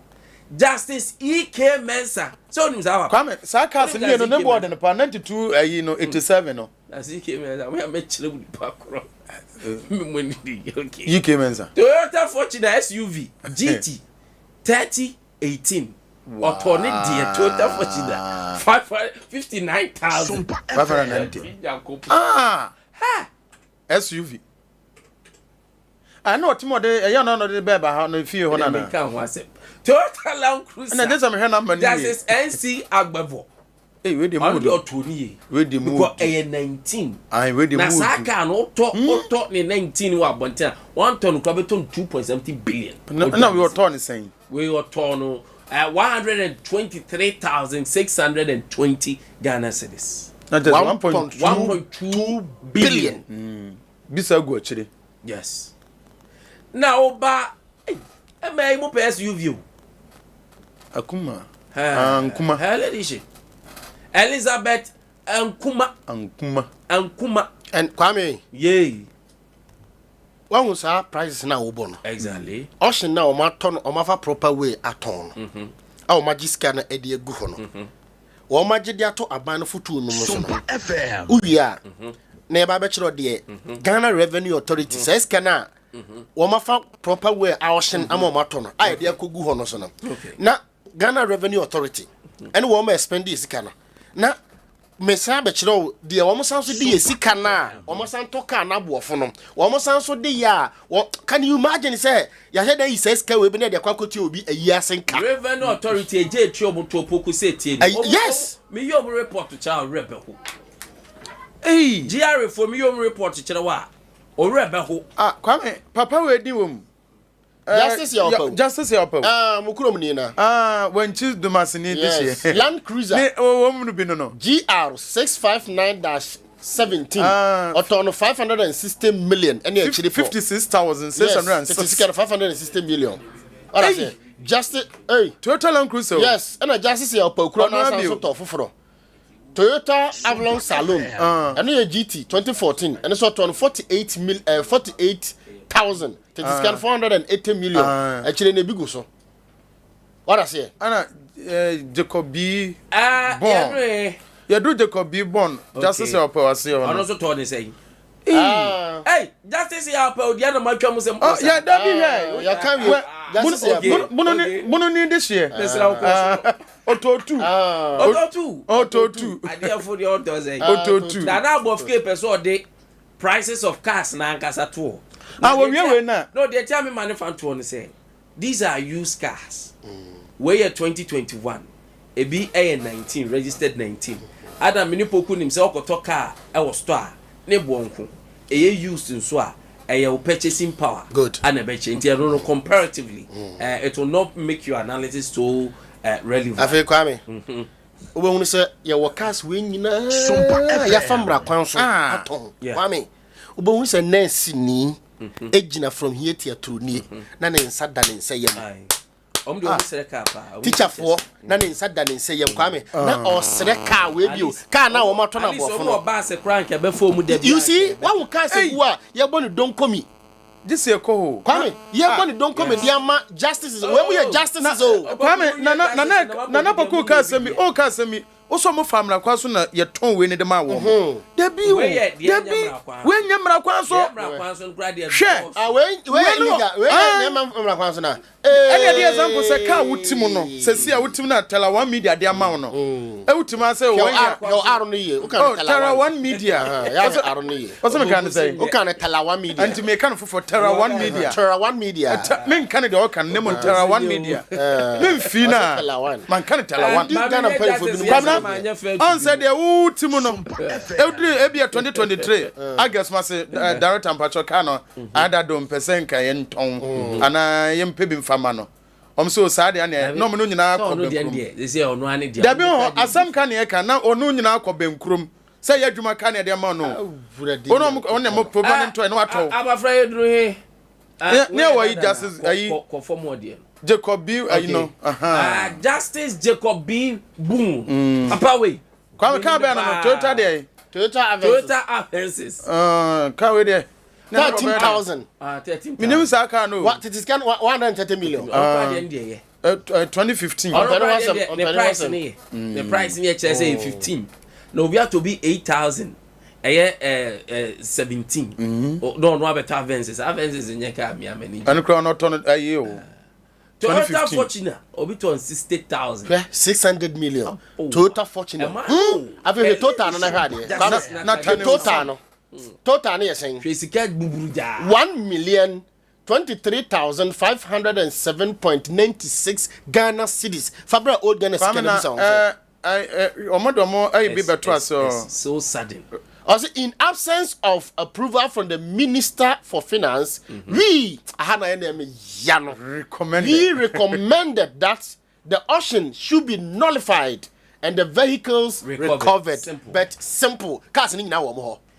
Sir, auditor dear, the only thing that recommendation. And your recommend say. Saka si ayabubo su nyina because the ministry na ma ho kwan yanjini nyina ambra. No magic. And aka enforces who enforces and the ministry have to go on and set aka so yanjini nyina back. Ministry beya. Kwame ko Auditor General report na nkasa working ka we 2021. Ko wana ko head the Ministry of Finance and the Ministry of Transport no wo so more practices name irregularities name recommendation. Kwame, who audit the Auditor General? And the Minister of Finance. We discuss you. Yeah, member Bono region proper. Yes. Yangwana na wabutu ya. Manga just Ghana was catching. Manga Ghana was catching. Oh, dear, tia, metiwodi. Now you as a phobia way. Miss priority. That is it. Kwame, if somebody lacks something, you misuse no. Yeah.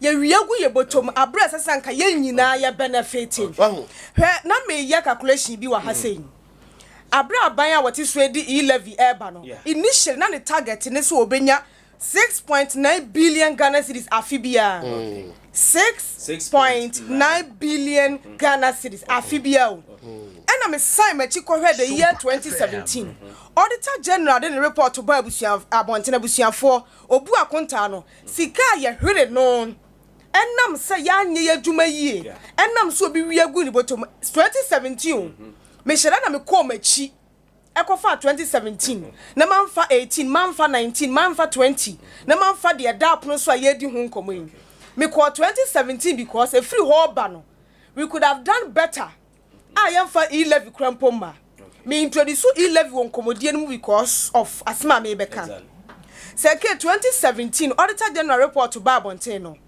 sika nam se ya anye due diligence ya hwere no aya 12 billion Ghana cedis 12 billion Ghana cedis me wari target 9.6 billion Ghana cedis e wo e-levy ho wow 2017 sika Auditor General ma yete say ya hwere no ni o 12 billion Ghana cedis ya ko bombo sia ya ti ani akobo bosia odintu mo afei brafie behwe 2021 Auditor General report payroll irregularities sika ya hwere no because of failure of management to exercise due diligence some me din ewo payroll so na bia matu kwan free wo mayi mu ensasa me sika bio because me nya adwuma yeso wo kobro ni kromu a otua wo ka because wa ya adwuma do hwere dudu osei ya de ne de yeso wa ya adwuma bosome ne ya bosome ya tua ne ka enti manya adwuma ensasa me din wo payroll so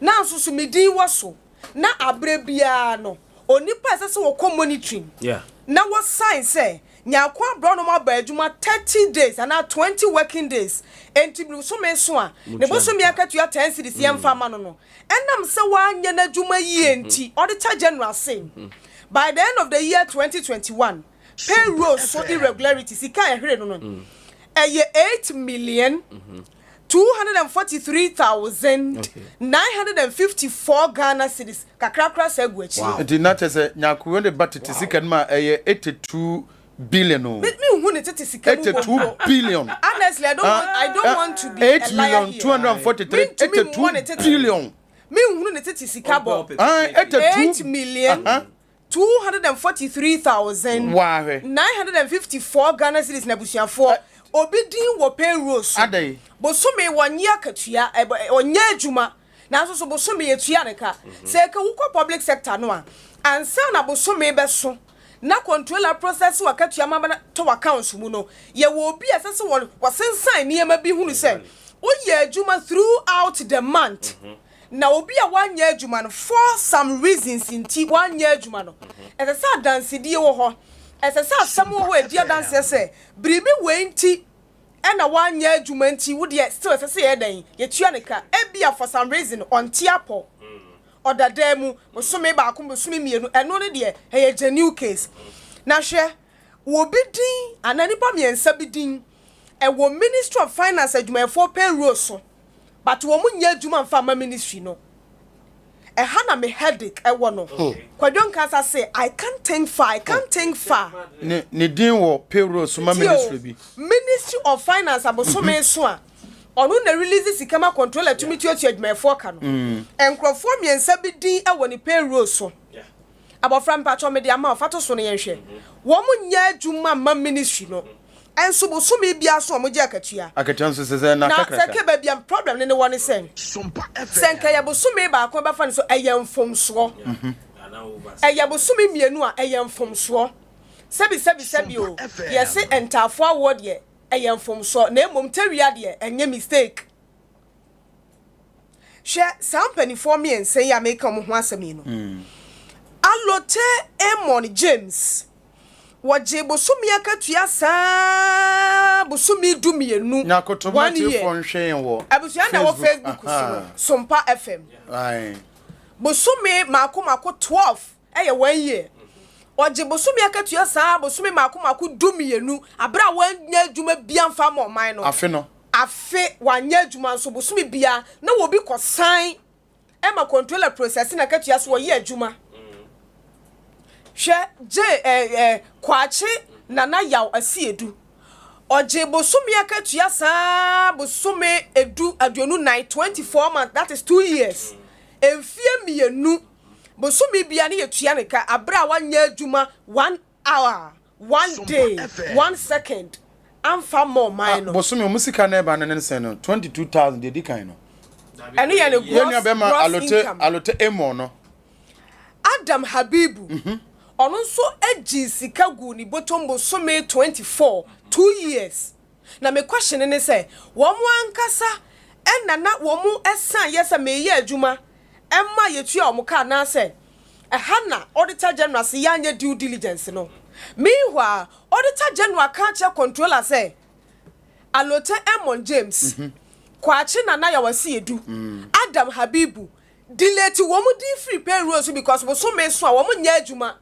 Their names have been on the payroll of the controller for 12 months, 24 months, another 24 months. And who does this? Yeah, na ye complain say. Me betia webi. Yeah, na ye complain say. Yen tua 11 tin yen tumi nya sika nsie new dom akwanfo na kotokrom kwanfo. Yen tua 11 tin yen nya sika mfansie sie. Ba ko ne aba kwanfo.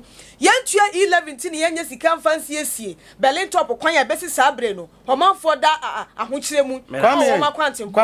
They will not pay. Kakra wo we mu nya akode no de auditor de bai no woni se eye ministries bi wo ho nso a omo mekire eye Ghana ya no ministries bi wo ho a kwame pa wo mu ntuaka and yes omo cover ni nyina no nso wom a kwamansi a power e ka no omode ministries ahodo any department any agencies na de na eye akora wo ne COVID-19 no eye transfer no omo se skabu wo ho na se nkombebu wa akonta eno nso anko omdi ni nyina hwemu waba on sese na e ka se mi se omuni eye tumi se ombe dey ombe prosecute obi se wafom enti waba be ka ne tra ba nessa year be ban 2022 ending no ana yewura 2023 no na fofra saba na the same ministry no any department agencies no no mudi asaba be pmbu enti eto yere.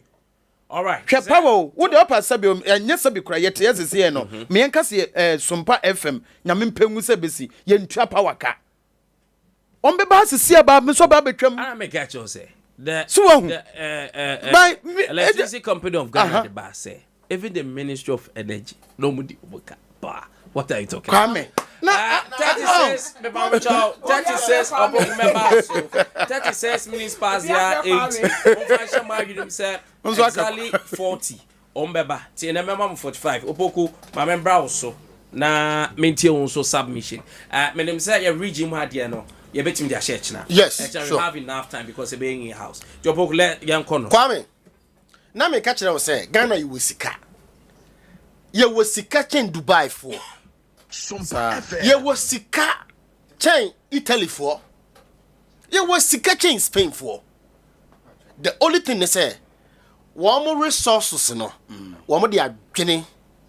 Nyansa nimidie wom ene nhunhu ene suro ene enida ho ene ye adwuma titam bia sika tere kurunum Kwame asase ben na Dubai for wo Dubai wo ma asase wen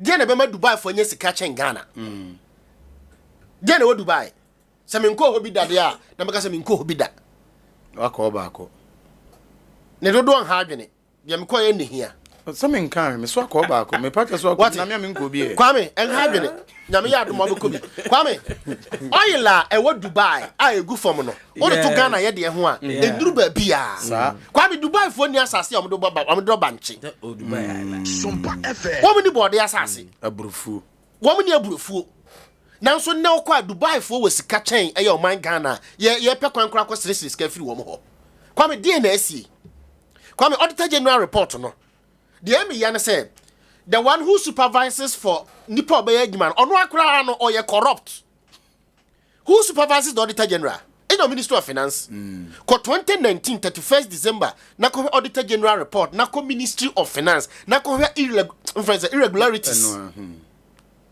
Kwame kwana kokosha ayi e friend saying eniema e course e wo ho Kwame the ya wo wiase kura wo Auditor General report no so ko tax irregularities so ko cash irregularities oko outstanding debt and loans Kwame oko payroll irregularities e honan nsem no payroll irregularities de na nya akoka no Kwame oko hwe stores oko hwe procurement irregularities Kwame oko hwe rent payment irregularities na ko hwe contract irregularities asem ni nyina ni o sikadie ni nyina ha na Auditor General report enam no na Kwame okohwe sika okohwe DVLA so ko DVLA na ko 2019 December 31st na ko DVLA sika hye wo nkura no ba cho me accounts na enye 444150 anya 4444 ne yesen 444 miensa 4 ne miensa na 150 444 million no 444 444,000 ana saying yeah and 150 yes 444,000 150 what about Ghana sika ni mu a saying hako Kwame 444 and a comma bi wo ho and a 150 no so what I say eno kwa no eye cash irregularities o e wo DVLA Kwame the eye me yan say Ministry of Gender Kwame Ministry of Labor Employment and Labor Relations Kwame so Ministry of Housing uko DVLA me kan yin Kwame uko aye Ghana Revenue Authority Ghana ya na Kwame me ya wudo Ghana Revenue Authority baby a wo mo gigi ye to no na uko hwe Kwame de wo mo de ye to pa ye wo Ghana ha se ya finance for grebu ye Kwame now ko Ghana Health Service now ko National Health Insurance now ko run National Health Insurance now Kwame o ko hwe hospitals e wo man Ghana ha Kwame wo mo shada di nkrata ko Ministry of Finance and if pass it through Ministry of Health say nipa over asumasi say aba ebia SD hospital aba municipal hospital aba Akye hospital aba ebia say na mo hwehwem so na Kwame uko hwe nipa head yinesi ho Ministry of Health our health insurance officer na dwuma no so hwe sa na man na wontimi ahwe ama some of the hospitals atimi di nipa we di nkwase wo maba hospital no munya mbaya Kwame na wunu se nipa egu Ghana ha say no sebe mpreduasa sebe ya na binum adwen friend adwen say no they have the knowledge but they don't have the wisdom Kwame ko Ghana Police Service na de taka we de opo aka ye den Kwame opaka na waja ne sesen Kwame yetimi tua sebe mpreduasa sebe o efunu wo mutimi tua funu ho ka kwame yetimi tua funu efunu ho ka awo some of the regions kwame sika nkrofo say no na Ghana ye hwere no kwame enye bidi Sompa FM na dey na auditor general report no ye dey kwame dey na dey okay recommendations kwa nothing comes out from the recommendation. So who takes over? That's the problem. What I say nti why na yemblem no anytime me catch us say wo bo nwom no na kwa me hu so obi sa e ye obi na ebo instrumentalist no bi mu na ye adwuma no so yes nwom no ekoyi kwame me nkasa bi bla bi me mo bi akra nkasa bi da bi na ko me mo bi akasa bi ana ye record ayi amakwanta na 42 kwasa amakwanta de na 842 osisi tua yi live na 842 11 bada ben ye tua in house we can have time for all this. Osi ye ntua yi live kwame 11 no osi anu tia kwan no muntimi nye na me tia sika de Ghana Revenue Authority me tia sika ma DVLA now the yes 77 previous and some full way mami ya ko mo to ade mami mayi mo nyina frame abofra mo to ade mami we no my way say enya my way and no way my way say omni MTN account boom my life insurance the MTN account boom say that Pacho Debi. Oh, opoku nyamisha. Sir,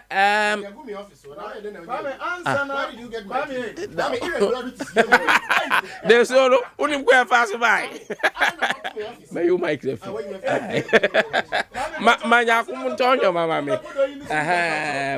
Okay. 24th September. Mr. Wanse woduma de kese pe. Yakum be ho adwuma nya botre. My way say insurance opa betu susu atoso open so obey insurance ne kakra the hospital from day 3 to 22 days no and no dey ye da bia ye be moska say enya my way na you know dial star 165 hash o sha se kra na kwa mu refi brofo bi atike bi wa o me from back no ma assist o call my life officer o mu betima boa wa assist o amna e kama MTN for office ubuso mu asema they can also help you senya my way dia menu na you know we nyako abusia for 24th September 2022 yeshiemu Sompa Health Clinic ane Sompa Health Clinic asie no sikatua bia enim de wo mu nyina enie Harvest Diagnostic Services eba obehwe wo mogyamu ama say yade bi wo mu a tempestuously na 21st clinic the sciatica expert so mu se twe na wasawo yade abra wuntua sika bia odie no eye wani enti awia bokase ntumi mfa awia mu sa abra nsu atoto wani so ayo kasekewa me pa cho St Ignatius Eye Center eba ote hom for wani ne bra ne tent na se na one screening farm se bibi wo ho a untua sika bia na wafa ho adi na anya treatment nso for free ebi a wodie no eye wo sen oseme dia brobe kra keke media na mesen afem sa bre wonum nsuo nwunu wi a odi abra fe onum nsuo se no yo seke muncha no nto ma why mame nkona abofke yes smart wo so wa na no nsuo obekọ baka ku check how no wa hia na no nyesi afem me pa cho se Ignatius Eye Center he wani wi a na fe Gentleman Dental Clinic for so wo ma jiwasi won tent na sen ha wo sen ho no wo ma yini nyina firi ho ama ya ma wo sen ho hia na we no nyina be koso e wo Sompa Health Clinic asen anopa no nsia kopma wi adonko free health screening sikatua bia enim ani je sema wo mu ne sem ye be bantam enti ye nya dia e de combat tent bia sen eye free breakfast na Sompa ene tera one media e de mayen kwa awdofo de wo mu nyina ne sen meka kire obio venue no ebeba enche kra enti hyane nso saa na fama me Sompa Health Clinic 24th September 25 clinic sen wa free quarter kromatache ni mu ho wa ba regional hospital first gate enti odofo wana montuo nyina aye simple amount oba Sunyani Abia Regional Hospital Obstetra obetumi ehunu ye brekum nso ye wo mango ase ye ben Chris FM tachimai ye ben okay mame ne doctor Morris Ampao eni nkomo on e nkomo ene ya project o screens ne so on a auction cars. Na the worrying thing Abia bebrene kan wasem justices yehu omu council marching. Doctor de pombo ko de. Aduma fi pomu ye pa. The dogba dia say. Where the Auditor General's report and about Bontaina Obeshe report on auction cars. Na yehu the names of injustices Edin Wom and the amount they paid for some of these cars. There have been so many schools of thought. Ebi say worrying. Say the people of their caliber. Na BBC ebeba no mu ewuwom. Some are also saying say they are Ghanaians. But Adea bakwa ye strange say these are unauthorized, as said by Auditor General report no unauthorized auction cars and ye justices no. Law, wadaruma asemi usom. Oh, I think say me what mixed feelings will move. Mixed feeling it says it's very unfortunate to say these hard-working judges are they have worked so hard say and proven to be men of great integrity and moral character in the course of their work, act of corruption and bribery. But most of them on their retirement, proposals were made to them to buy these auction cars, and the ones who are they were even still judges, they decided to buy those cars. But for me, when we are looking at who should be held responsible, should not be the judges. Because normally, it is those who are the office of the judicial service. I'm talking about the those responsible for the auctioning of those cars. Service, the finance director, and then those who work on that schedule. The first question that you have to ask is that who authorized that auction? And Nippon authorizing, did he do his work well in terms of the law? Because if the law says, say, over auction cars, you need the clearance on clearance from the Minister of Finance. Finance, yeah. Nippon one year said to man, what the way DCB judges because in law, there's something we call the law of evidence, or trying to be the law of presumption. Okay. One of the Anyama presuming say, meaning that Obiara, Uye Biara fi official source, who presume say it is right. The right thing has been done. Meaning that out of here. Let's assume he say, what do we want? Yeah. Now, letter, but the letter head about. Now, document if more finance department, and that's sanctioned by maybe more management. Yeah. I can't say be a loan of 10,000 and Sikodibi. Now, yet this letter no. Now, see, Ruspach also open. Unknown to you, not the owner of the relationship is not aware. Who do you blame? Who blame Omo with that offer? Because Omo Obama offer Omo work here. But because there's a presumption, say, jail service be a homo here very high in terms of law. What do I say? And we expect Omo here to be niano. Before we be people come judge no more you do me. And this was the first time Omodi Nyama judge ho. Yeah, they be almost judge letters. Almost letters on promotion, almost letters on salary, almost letters on issues, so many issues. And say if a judge and a received offer. Say, Muka cast, just service, I imagine say, be say, Oshimom. Now, Oshino, the Econia, say, we are ready to buy her. My answer, we are ready. Those judges now who know, say, those who wrote them to have clearance from the ministry. Unless we prove beyond reasonable doubt, say, those judges were aware. What did I say? Now, intentionally breach the act, meaning only aware say, financially are not in that way. But went ahead, which is to be difficult. It didn't make position on it is simple. Young investigations as to who authorized that auction sales. I see. You find out say, or you do me here now, when you do me here.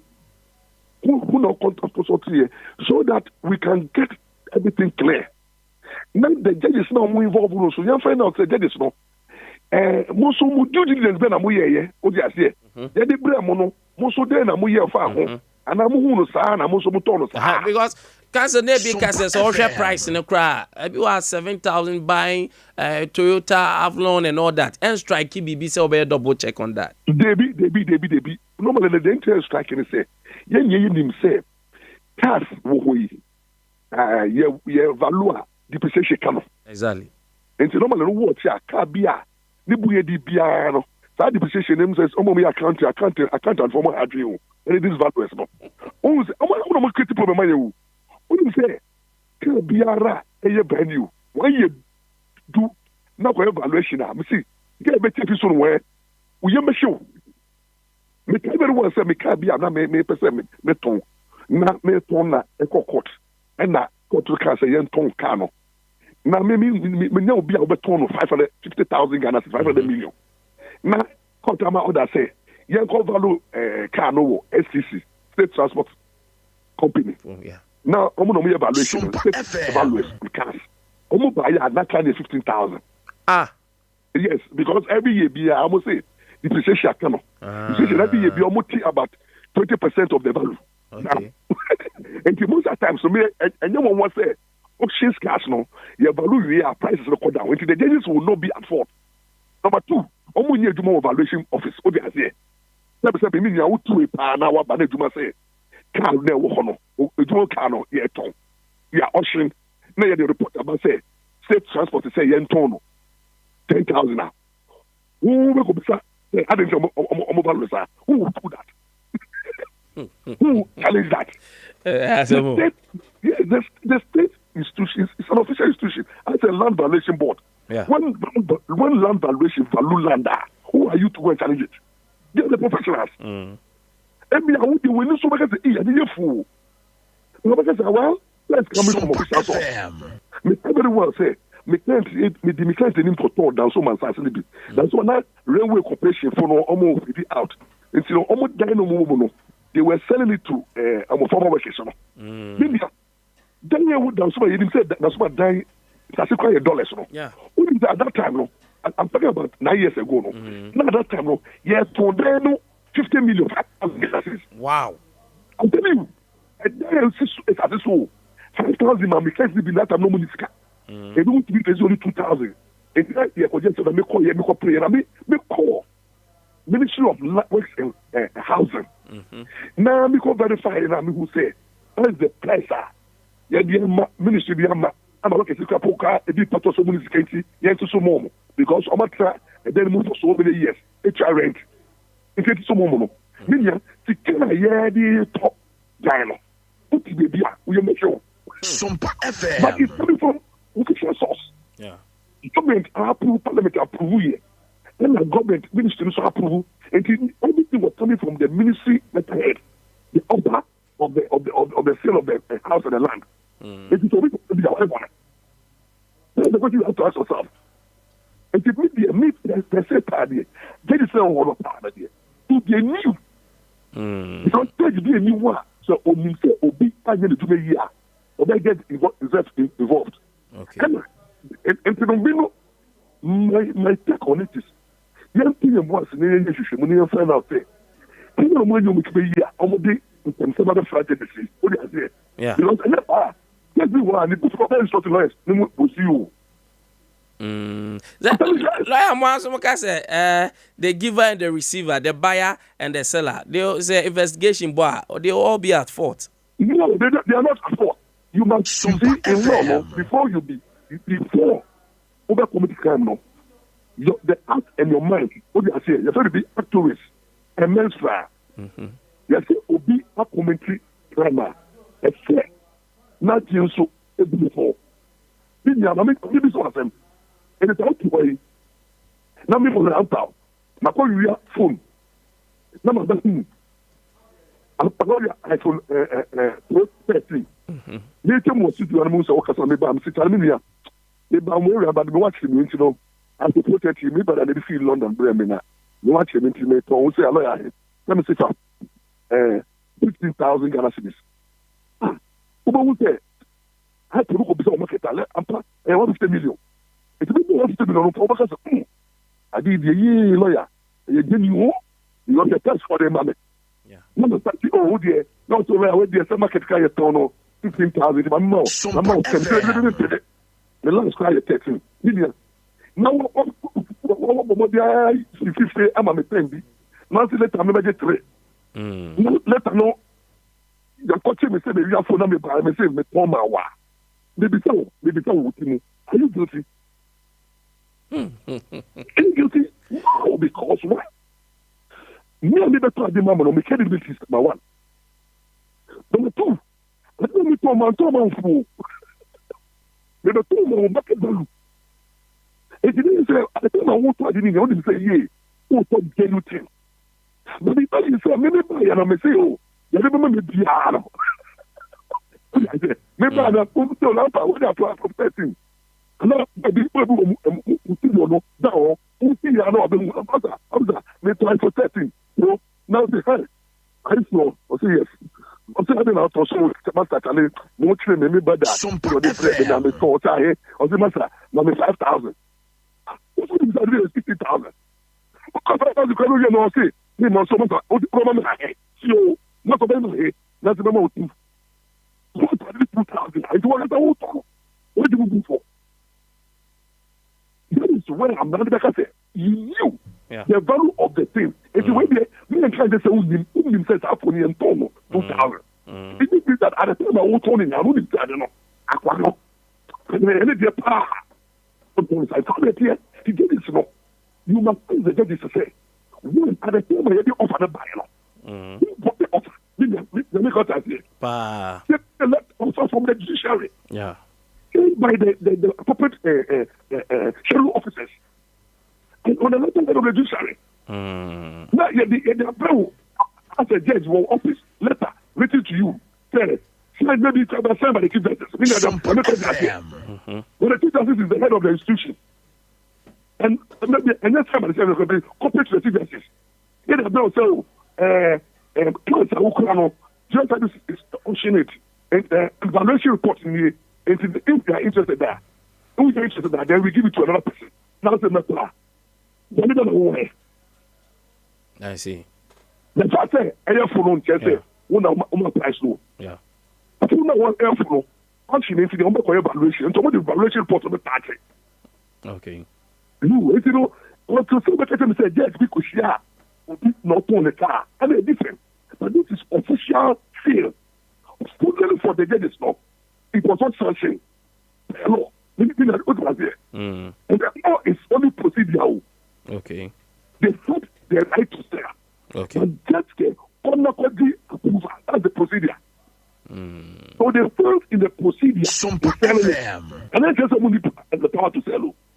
They could sell it, but they said the permission of the Minister of Finance because the Finance Minister must no sell. More poor than the Senator of Mumboka. Yeah. Manumboka, it's the Casano. And the mistake made by my camp say, even if you weapon on my toes out. You know, because so if the city club is really 10 years ago, some of my years, I said to me, maybe a lot of the auditor generals were not interested in that. So report room. But the way they didn't want to do a share, then they did it with the cap. Yeah, I see. You will say, if they back, no, that has been the practice. Okay. That's not the she never show minister, number 2. The bill was minister already. The only says color took a buy coffee almost penny. You, this investigation will not only have to be limited to this one. You go back. Sompa FM. Okay. All ministries, all ministries and agencies, you find out there, has it been the practice? Is okay. Yes, and I, we're playing a shrunko. The investigation, who say, what he says, no, how much approval? Then you will know that the procurement is a officer, no. No, this is people. You know, make out that here. But on the same year, for more than 10 years, so that has been a practice. committee anymore. And now you're the talk about. I know, me don't promise, but to say, anytime they are here, no, me. Every crab convention at that. I don't me all about the convention that we can be apply here. Every time we are no more consent with Minister Home, now we're quite exceptional. Then we should be interested. It means that somebody has done something wrong, and that person must be fished out and punished. Okay. That's all. Anope, we are much grateful. Yeah, that's a pa. Lawyer Morris, Dr. Ampao. And I say, Anope, you need to come on. I'm running a couple if you're going forward, what should we do? Near all that. Now, Amra quickly now. Na mintinito na brena so bedwafo atena sedada 21st clinic sing we free Sunyani Koto Krum se sia yi won regional hospital first gate no na di animhyen oba brekum nso a owa mango ase one Chris FM na boso ho tachiman for 21st clinic oben ajinkwa FM God so one success FMD and share or Cremona Chi Hope so ever wenching 21st clinic with sciatica expert sing. Say ya dear be netted wa. Bibia ya waya sabia bia yebi wo honemum de ya bia kwadare wo mu no sciatica ya de 0540 311 311 0540 311 311 0540 311 311 mobile phone by ne kura wa no pay enya papa ha wa adwen unya ko agi so kwahye wan corner me pa wo Franco Trading Enterprises sin ebrani nie mobile phone by na wo hwehwen wo charge ntem mfama wo na wakoba dwam no obi ayi ne phone atwa mfonyini na nko akoba obi abatim pa untwa me pozo na wodia ne wen Ofun nye papa Franco Trading Enterprise sing mobile phone abaso ni nyina types afa laptops nyina bin TV ahodo printers ahodo Sunyani Cocoa House runabout ho ekwan na de call atoni kwan so ano ho na obahunu Franco Trading Enterprise afa wo brekum nso a yene jetemba no ene di animhyen na Franco Trading Enterprise eye phone papa fee wasidan menye kokosachi na mesimi dan wo kina mesimi dan Joy Cam Roofing Company nchase ade ma wabodan ne so no Kalans sa entutu empoponto kro ne dem ye wo IBR IDT MSL Surflock Irregularities nchase papa ni nyina fie Joy Cam Roofing Company na de wo nyina ne san ye wo offices ne agent across the country Taxation Sunyani Barigatanga ena fei enkran oba Sunyani area 4 ye ben go filling station no ewo STU runabout to the call STU runabout Taxation phone so ye wo brigade ye ben Liberty asodan no 0551 009 000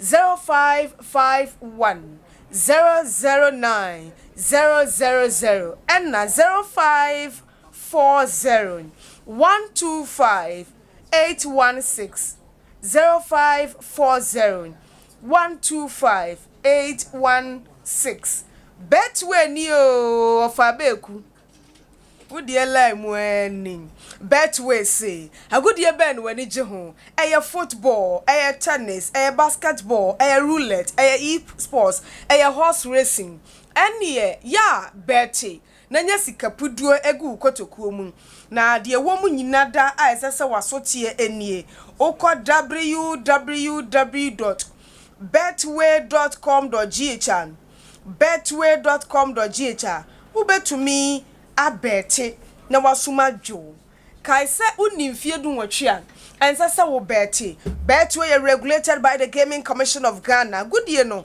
ehun dontra Betway for the love of the game. Okay. Thank you very much.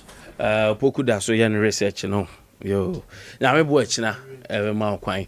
Na Samia Abidwafo so atena se na ye be sha se edi nkomo. Me kwa basisi e kwa me den ebe ma Ghana fo akwa huhihiem. Yo, mate achina. Di achia. Asema menya okru man.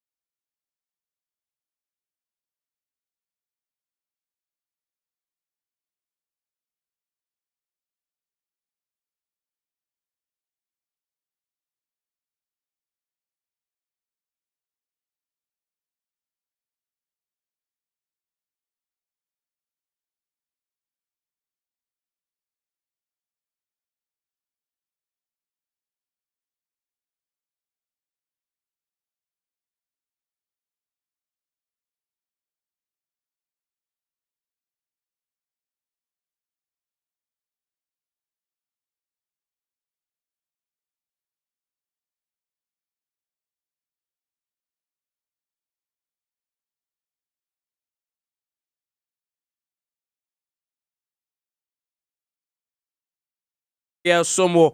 Kaina Shan said, Bread say you didn't come more message in 0247899989. Ko Facebook on so na walevu comment or comment section no and so egu kama.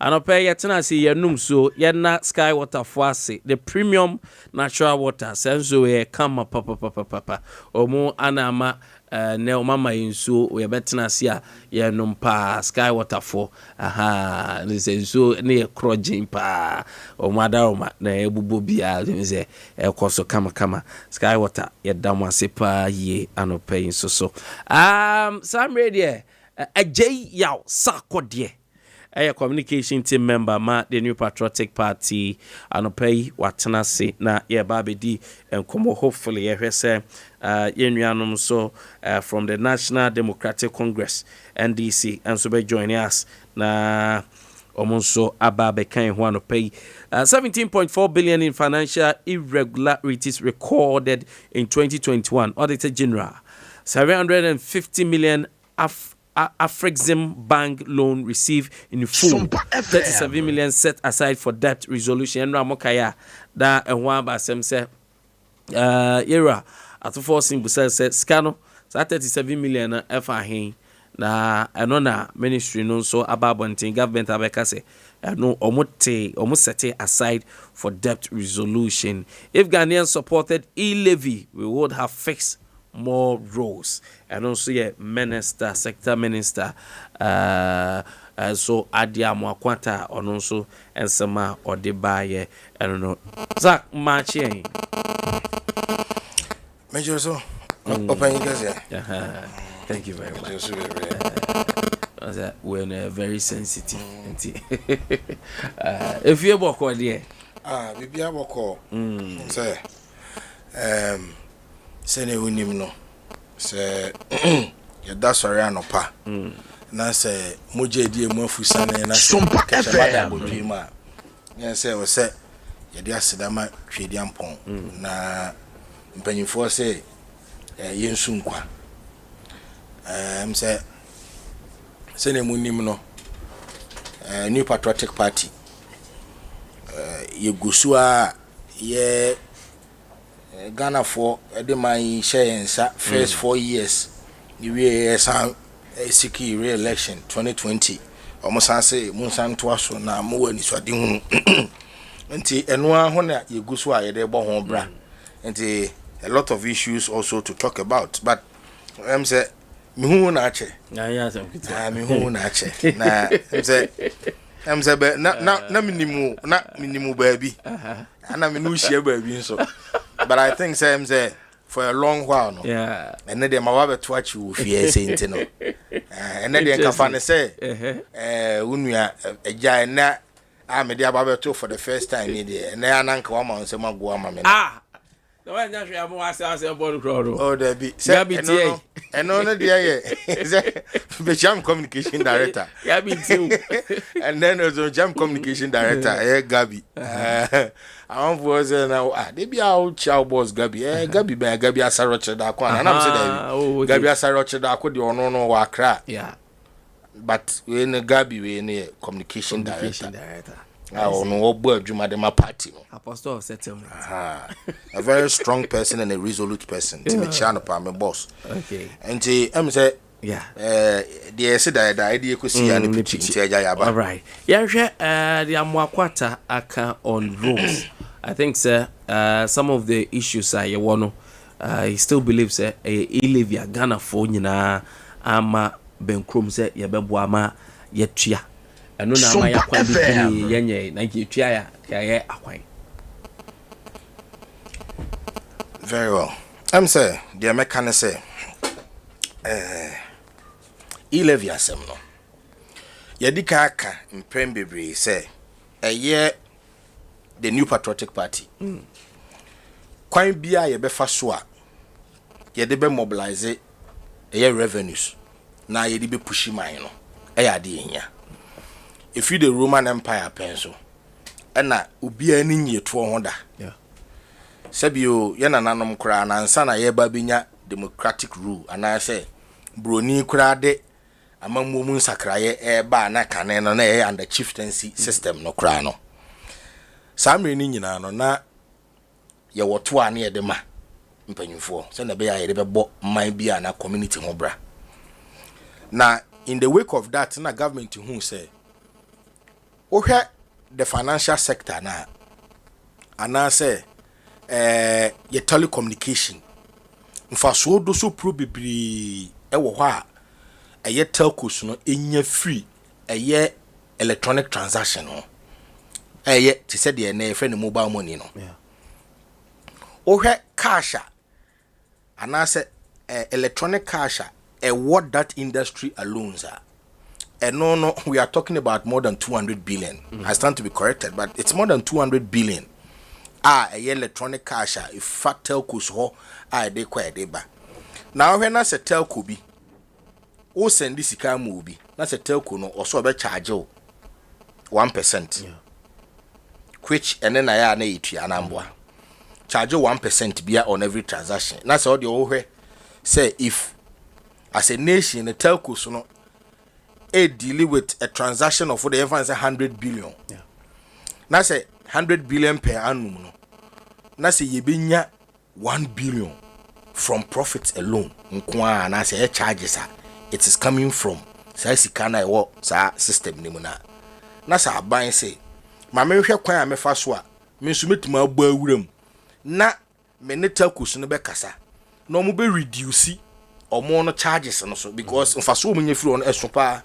Na me nso so me find the way bia me so me de be tax se na be ya anya hwe no it will save you from traveling long distances to go and pay monies to people physical because we say we dodge those taxes because and then your friend say BB is a tax avoidance. It's a tax avoidance allowed but tax evasion and a crime. So umpese otua to a o ade bia be ye say bia umpese otua e-levy a o se ne sa ade a me this kind of be faka akukuma se dia koma nipa it is 100 Ghana cedi na send nipa no na be tua e-levy bia 0.75 and I say 1.25%. Oh, see, because of that, no. Wa betna ka mu de ha koma nipa ndia na say you are avoiding the tax and will be an unko. But ya the taxi eba beba ye hun sensem bebre minority for ankasa. Eka say enya de omopin e-levy so even though in their manifesto and we are all aware say na omo manifesto mo maka bibi say nka omo ba omo be introduce bibi afa electronic payment levy. As electronic payment levy no wo hwe description of the man na it was that kind and I say e-levy kind na bia but and then on my ehun so mo opposition na there say levy ne help abet Ghana for no e ya de abi nyansi wi aseda but na no your plan and come dey ba o bo mo sike bi nsi wi aseda. It tells you the deception in the system and it tells you the fact to say obi be ka asem won the manifesto but we nya kwan ama metena mambu no so na so hu say obi hear something similar to say de na I be mobilize sika de ama man na wase say kamena na mete so de anka masa efiri ho na ye draw my attention say na fe minority be ka kire say enya ade no be pene so after minority cancer no na minority leader Haruna Idrisu essence ko kan wo chamber of telcos omu meeting ase say ono kra de say ade ne 1% nka obepene so because he believes in it in principle. And we all know there's evidence to that. O we NDC for say yemfa honcho no mo sopa no okrum ha Sami Jamfi money Erika J mu TV so no mu nya radio so ba bia ye twe ne sra ne abasa ana eno e de koda nchen ana afi de papa ne ba say e yo no ankasa ne personal views obi oye leader of the minority caucus ye biti omo just one pills or two no Sompa say it was his own view. And after that, no almost say in principle, no, they will kick against the e-levy. So they did everything in their power to kick against the e-levy. But we were able to pass it. Yeah. Because we needed the e-levy. Because not the e-levy, your projections are about the e-levy. They say, your bar revenues be an expected. No. And we see it me at the expedite all the things are near stipulated in our budget. Now, later, I say, minority leader, Eka on the tip, say, the NDC, and I say the NDC party and the grassroots, and a mumpanyin for, and for credit, Emma, the minority caucus say omo etimi yire omo ho bo aban yam ma aban entima mobilize the necessary revenues nanka obehia especially from the e-levy elective. Say it is him. Oh, but say no, na say tape no. Na say tape no ya bo na nti Akufo-Addo kasa. Yet is Akufo-Addo na kasa. The minority leader has not indication. No, but the president. Yes, the minority leader has not denied it. Undeny. And a lot of platforms bebre. And now Onwanka Sakra has been engaged. Busa say, is it true say na Oka say Yamoma Baso? And he seek to somehow justify the point to say na enye na dream ponese opeso ka so sabotage government.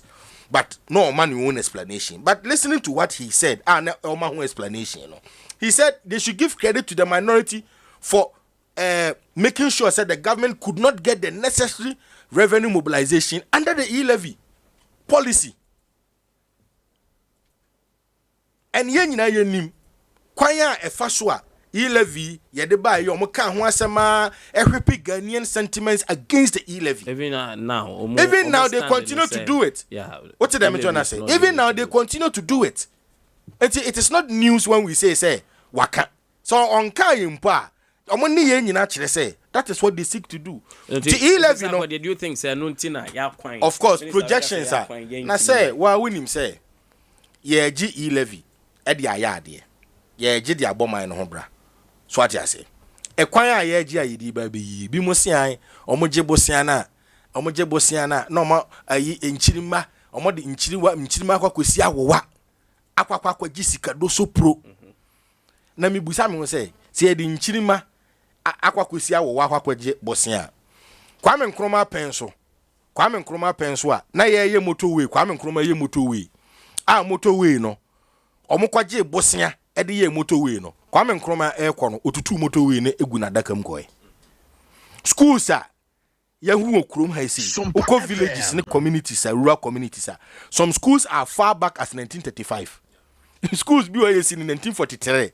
Sata ne enwo papa mpo na bi a mekra say ya wo ankasa. No omo kwaje bosam ya disi schools no omo kɔ no omo tutu nchansi na eguso no de kɔ ya na. Nye nchiri makro na ba ya omo ba betenam Kwame Nkrumah nsi susek ne domas no. Say no bi ne nyina ye kɔ ya. It's justifiable for minister to say that. Oh, of course, until the minister ne there. Na sema o kan say. Of course, na ye hwesen ka yebinya sika bi X amount be a free e-levy mu. Na ka ebitima maye the inroads aye ye. Of course, ye ba ya kwan ye yi no. A chain all successive governments aba. You can't doubt that. Ministry of Road issue statement the other time and they stipulated a number of roads that we have constructed. What you say? Yeah. No, but you see Oliver asked for more. Still la na ka ebe hia say Kenya more money from it. Okay. Remember, say, per the constitution, you know, the Minister of Finance will always go back to Parliament to go and seek for supplementary budget. But of course, this time, no, of course, was say on J 1 city kura. So what I say, and that is an acknowledgement. Say things are tough and that there's no need. Say you better continue to put pressure on the government purse. What I say, okay. But the necessary revenues are nanke pay free e-levy ni ma. Come you sure say niema bebre ho ma. Yentimi nye na sabri ya empo ne kakra ya yi no ye che NDC nke yebetimi aye more. May say thank you very much Sakode Abdul Mumin Carlos Wenchi ano deputy communication officer Carlos Machi da unia empom ti say alhamdulillah Wenchi boko say you work every day kakano before Yabra, what road minister said, say, Oba Ilivia, say, get me a boy my edgy as a nation. Ka quain as a ma, Ghana full so hono, get me as all. We are medas very na mentia one word you may phone na any in a tea for because me open and money the in a tea for no. Na mentia party from the regional chairman to the ordinary party supporter. Nancha so a mood pa so enko enfama irregular callers e o moduma pa o so o moye miribia e de boa ejumati no minu ano me duru hanum kakra me timi eti no nsama o moka wone no minister Honorable Makwata, Eddie blame no, or not the blame no at all, NDC for so. Honorable Makwata also no Nshia mono, kakra miti no, e blame I levy. Where committee report of the Finance Committee on the electronic transfer levy bill, a break called Parliament. Say, minyo wait has our team wa come through this reporter. Obe say NDC and for that matter the minority. Aye, one papa has done a lot of good to him than one government, you know. Because proposals now ne war 11 proposals now e war 11 no bail mu no enema ne wo mu no e bebre na ya bomoden a mo atima yefro. And don't forget we even fighting for the reduction say because 0.001 so okay obi a woko ama wo say yenti 11 no so no what was say wono no ka ho bi ena nema wonya sika enya kwan and to and for matter levy the bill tax bia the enya so man bia no ntirima na say citizen bia to ya to because to no dey your man yi but to ni bo na ba and what share the timing of the to no and quite apart from that na catch you say sika botina wanya ene nama wontimi fanya hwe no and so wonya abotre kakra with the levy transaction no. And we don't know the buyer or one case of quarters more permutations. Now, Tawana one or Crino or Panda or Crino one. Now, Mamma ko eka.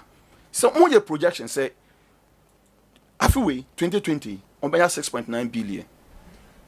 Then the following year, and also a projection no that is next year 7.8 billion. Then 2024 8.9 billion. Then 2025 obenya 10 billion. O projections are why. What they are there no bano or more betuano essenya abotre everybody apart from even most of the MPP communicators spoke against this e-levy MPP communicators. Yes, most of them spoke against this e-levy because unze minu atuwe one ni share one and some of the catch no and you no be kan no studio ha you know for a fact say sana ete one kan kire the obeka na anya no be catch bra one no e wa bonten because a show no e be de no bi heat no e bi wono so we are saying is aban wanya wo hwe oil revenues awanya almost $500 billion or tax for tax revenues awanya any other grants are on saka but you couldn't utilize them.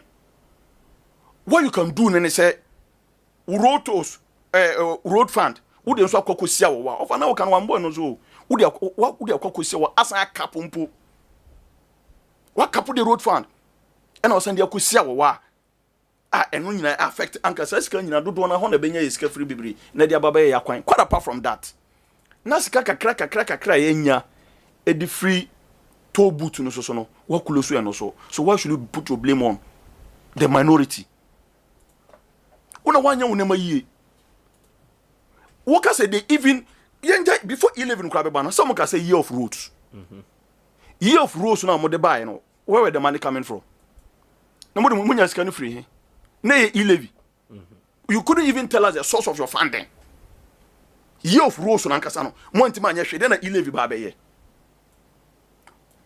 mo nkasa na mo say mo chance Carlos, you know say year of roads it was a projection how mo make here without uncertainty.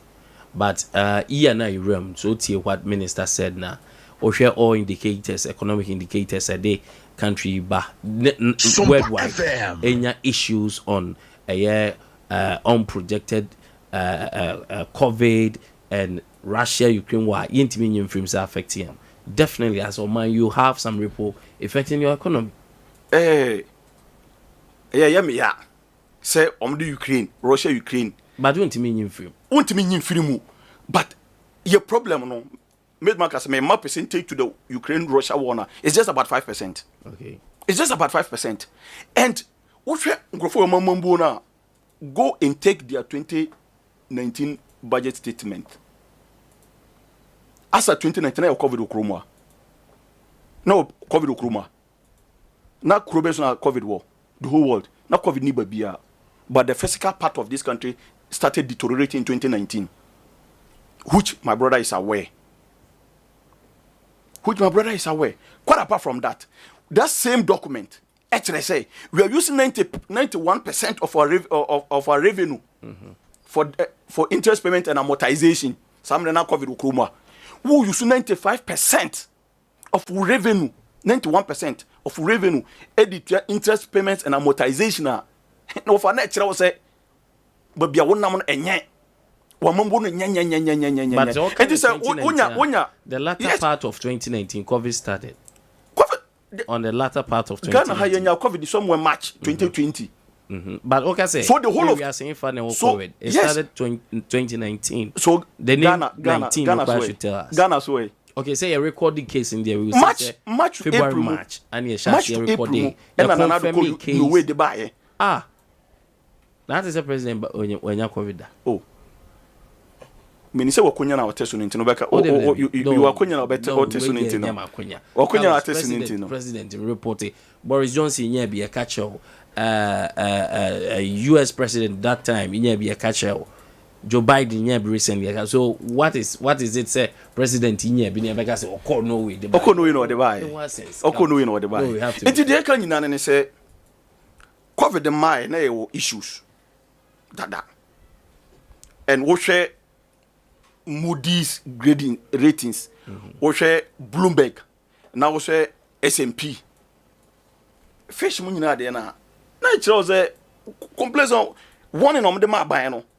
Then clear say we are heading towards a pit. But no more fun say we have the men. But into no them capable basis and say it is the failure on the part of the government. Okay. Say obema akwan because na 11 ni ho. Na ya kwan no ye wura kofo ba ya kwan na 11 ni ho Atamos ba be na kwan na 11 ni ho John be na kwan na 11 ni ho na do ba asase na 11 ni ho ba ye to say we start akwan ba ku mienu bi so why should we put all the blame on the 11 not even on the 11 say okay Timamfo and when you know him say Timamfo rejected this Timamfo rejected most of all the civil society organizations spoke against the implementation of the e-levy. Of course, name favor e-levy. So why should we put your blame on the minority in parliament? So when I want to answer on Emra question and now I think you're out of forcing acts and some of your finance committee Ebusai 750 million Afrexim Bank loan Akye na 37 million also no. Alright, now finally government Abia Kasa say almost set that money aside for debt resolution. Do you think explanation no yentwa so hwa? As a film I say mtokofo no wa na ato ne akeka. So Obekaya after the presentation of the 2022 budget, Adea finance minister by parliament seeking for an approval of $1 billion loan. So okay. Now $1 billion no. Once in this forecast say the minority can say he approved that sikano. More especially the $750 million no. In this forecast say and now minority can say he approved that bill no. That loan no. Some because say who the component the breakdown. Because initially until almost some say Ombe issue 750 million no. Now we thought say it was in support of the budget. Until later on Ombe said there for some road infrastructure. Yeah. Then the 250 no so will be used to support our reserves. Okay, say IMF for because say yeah approved that was it IMF or World Bank because yeah approved that loan now.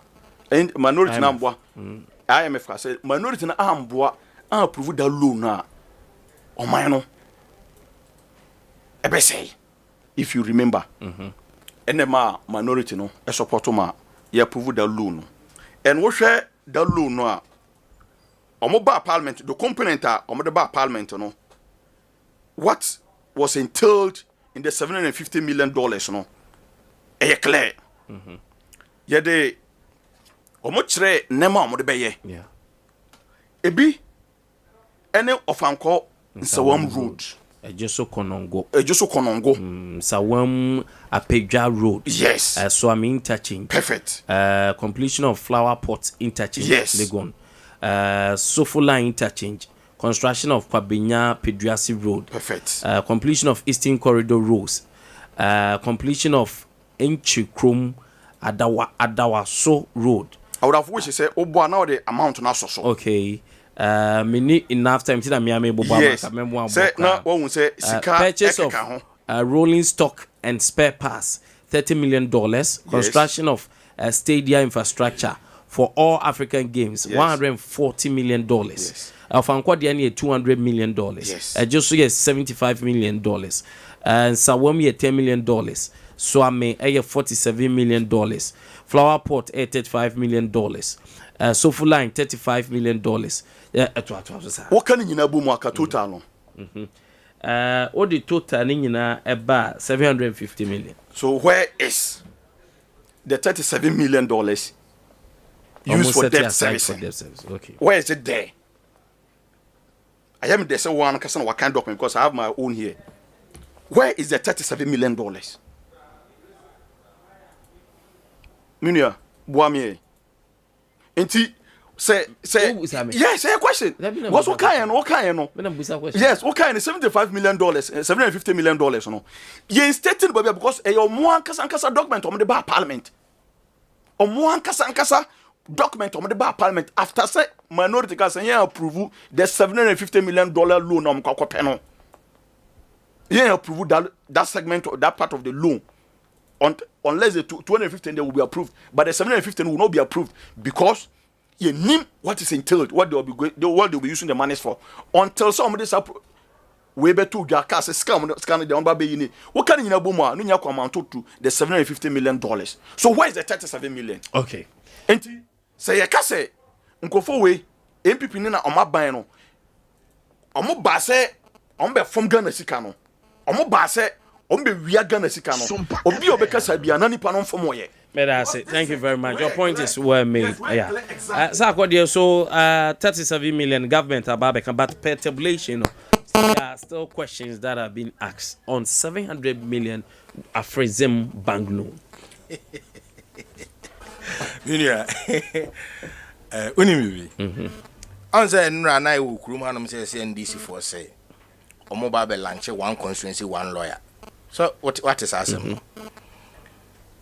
NDC for no. Omo hia say omo say nya one constituency, one finance expert. Ade. Senya beya NDC for be jam futuro a omo tugu Ghana for ani in terms of their comprehension on loans a ewo kuruma ese. Me ba be kan sem ketu abi di a kiro. Se me nua na be ka say Ghana ye revenue say nya free oil mu ya 500 billion mpacho. Enye no kore.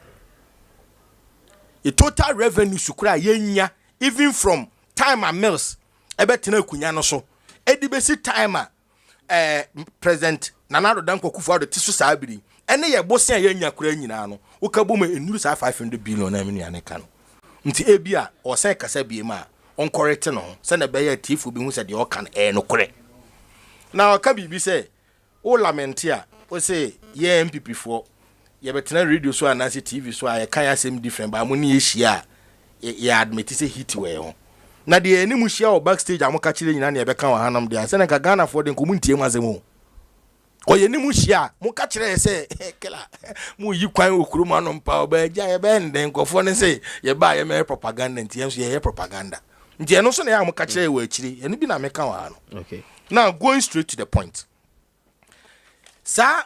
Afrezim bank loan facility we asema Sompa FM explanation what 37 million no 37 million enya nyira ye mesremo banking issues 37 million enya nyira ye. The explanation of the 37 million na afri say sikanum no enyira ye de akoto be efe bibi escrow account in finance no ye ka say escrow account account se mimi no umienu ana mi nimi nu NDC ni ye ba be ye any financial transaction ana any contract term bia na se ye pese ye bibia ye because ye mienu no we will need a third party to always stand in to make sure say wo or part of the contract no wo yeah or deal me so me yeah me deal. So an escrow account is an account you set aside on a financial facility. Ubeti sika bi dia koto as a commitment sika da ho. No a year Adea to say a fair bit is a transaction holding on an asset. Say a koba say ye mienu ni ye transaction na ye nim say sika na da ho no ye committee say sika na be ya obi abe performing a part of the deal. Doesn't mean say sika na dey escrow account no obi ko fa dia na ayira. The moment we set the deal on course, now we part of the contract and ugu so me part of the contract me guso no. That money idea it will be released so that it will add on to it. And this if one na escrow account ube krum ha ye kwaji sika ye di sika ko to escrow account. Remember say under John Dramani Mahama and this if for the famous CDB loan facility, okay. When you Google the CBD loan, the escrow account no, omuti koto an escrow account. Later they gave back that money to government to continue the project. It is koto escrow account or your propaganda. That is what he is doing. And then I make a say that is the disservice they are doing to this nation. Share Kaswa interchange. Just go to the usual Google. We need documenta. Is it true that there was a money set aside for an escrow account on the Kaswa interchange project? It's escrow, a big deal. Nonetheless, even on a normal term, no, say Oko Bank be so loan 50,000 Ghana cedi. 50,000 Ghana cedi now prepare and ameboa. That is what you apply. But even sometimes when the bank is giving you the money, they will take what we call administrative charges and ameboa. But these kinds of projects, no. Omo factor the BB administrative charge the BB whatever facility you are taking to say Oma facility breakdown as I say 100 million we kwa now same up to 750 now it's 750 near the amount because o interest no na ye de beto say sika no so no omo amortize ya omo fixes our administrative charge near den so there is no way Mubeka say yakwa kweti sika bi it's kind of enyanyira Mr. enyanyira that be 5 minutes I'm doing is due on the Afroism. There be some demand at the rebata. No, the just 30 seconds. Let me wrap you up on that. The Afroism sikano you know say eba no aba. Ye di sikano be ye adwuma. Then this if was and saka sika bebre ukurum hai. Remember say kurum ha 2015 minia 2015. Wunima busa no mo pesa report na ma. There is a report on Ghana ports of one gentleman friend Vincent Ballory. John Dramani Mahama downfall no a billionaire. Or just 7 billion free Vincent Ballory ho. We or the Ghana your ports no 70% stakes. Our your port. Amano to run it for 35 years. Sikabia obenya free honum bian or far for the next 35 years. 70. Okay, so this is not part of Afre Azim Bank unity mefa. No can 02479999 05439999 0543989999 Hello, good morning. Hello, good morning. Correct. My into honor paying. Oh, but that's Michelle. Oh, Chinese now. I'm just been coming. You'll be an income on your elections money. You teach that also. And I was okay. And then the million or two now, MPP, you know, I get to say, I had a gentleman, Mahama. No, I had the car. And I'm a Ghana. But when you be that abroad, anybody in the woman, if you're giving money at the million, a branch of your piano, and you had a chair. Down in the escort account, you say your son, your mama TV. And the other part. And I'm going to say, and this is the disca. MP4 Ghana portion of Moto. Now, go off the baby Musamo Macano crack. I could come to 24. You look at them, who see who they know. What you think I think the Mamma to me, Brother House, and man, memory. Can I move you? That's it. Thank you very much. Hello, good morning. Good morning, Sake. Yes, sir. Sake, Pamani. I'm not paying with you. Chesa Akye say, with evidence. I smell no Panokano station be no Busan's evidence when Busa so Timidako. May come as him soon. Sake. Pama, hello. Pama, dear here. About your first say, Port and Harbour asema oka say encam with discussion. Okokano other sister station. On 5 days ko fan koi. I have it here. Do the end to us. After some bank scab abano. Seke ubeje di say na me nyan di simi kan. Or say project na ba ko 11. Project bia come with its figure amount at the base project. And as you care about 713 na omodi we see ti akọ. It is why say 750 37 he fa na afa. And a project na mu dia he na at so. That's what they mention say because I didn't total sum up to 750 713 so about $37 million in afa he fa na afa. Na size can project no mu dia he ska.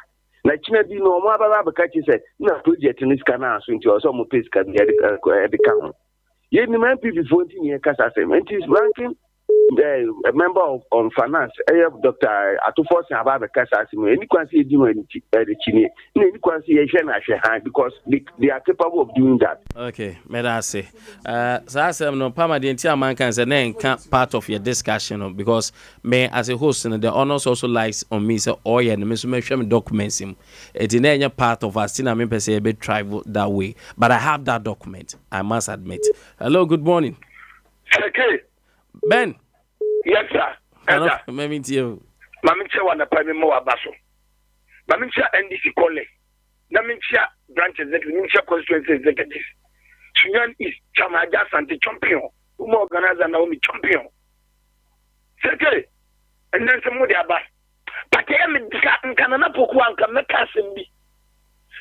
Seka yanka no koreja yo NDC kan bibi bana ya kai NDC na ka MPP bana na poku kan MPP dia because we have review na NDC MPP pay for MPP asana bana na ke NDC tam na bana mo kafa NDC but MPP dia bana go ta NDC dia go ka MPP dia Adea na muzi from 2019 based the MPP live tinara poku ma NDC dia mbeka sai nu ya sauda ya nyato Mami kete sakwadie mami kete be o kan sa o disagree with you obi ya analysis or kwan say o take years enti me hunya atwemo da asem o kan na enya no kra na from 2019 to 2022 no or your analysis is based on the fact you think I say enya atwemo me NDC time no na mo kan any some kan pipinka me to wase but you don't also have authority say obi an analysis about backtrack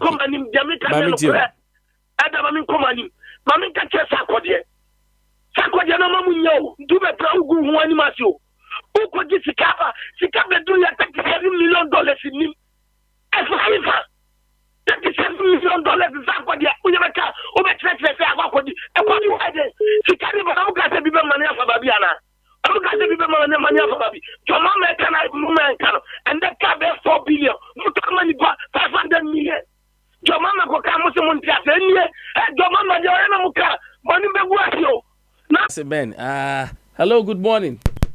Good morning, sir. Sule Mami Tio no pay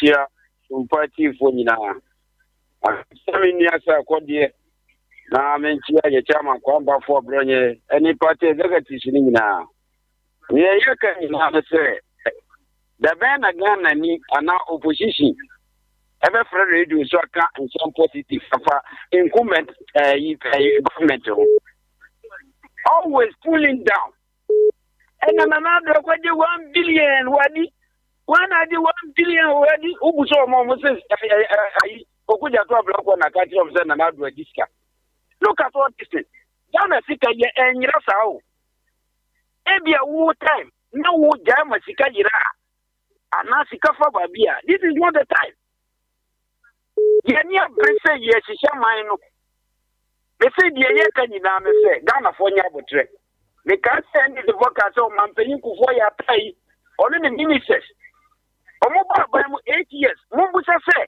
e dey na ndi so fo ye for as corruption allegations no until next and this week about corruption one yentia na yele na amatepe ekufa Sule, thank you very much. Young fancy on pay na sports for no so I ready. Sako dear represented the New Patriotic Party MPP. Sounds so na menu akalo Sufi Wenchi ebe joining us pay sports for no agent because pay me that sugar and MCR above key. Yes, I need bribe. It's not be used to abandon. Sky water for my so out of pay. Yeah, no, so you see about Kruma come up sky water. Your friend and I kwame who soon quite be a bit my friend say, okay, hearing in our bad near Sumo. Now, I'm watching a better than senior dinko, my crowd.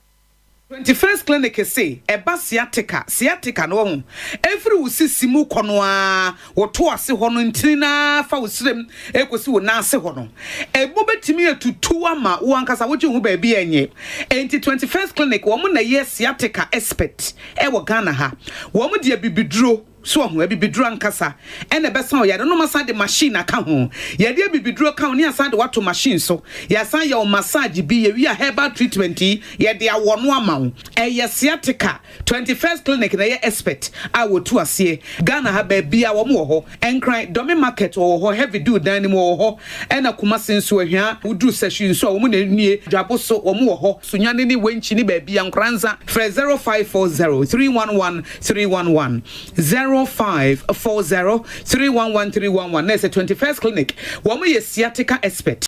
Amanfwe jackpot mu hininabo. Betway at an Akye jackpot ni new. For 17 games. Na said you funny yina etum pepepe.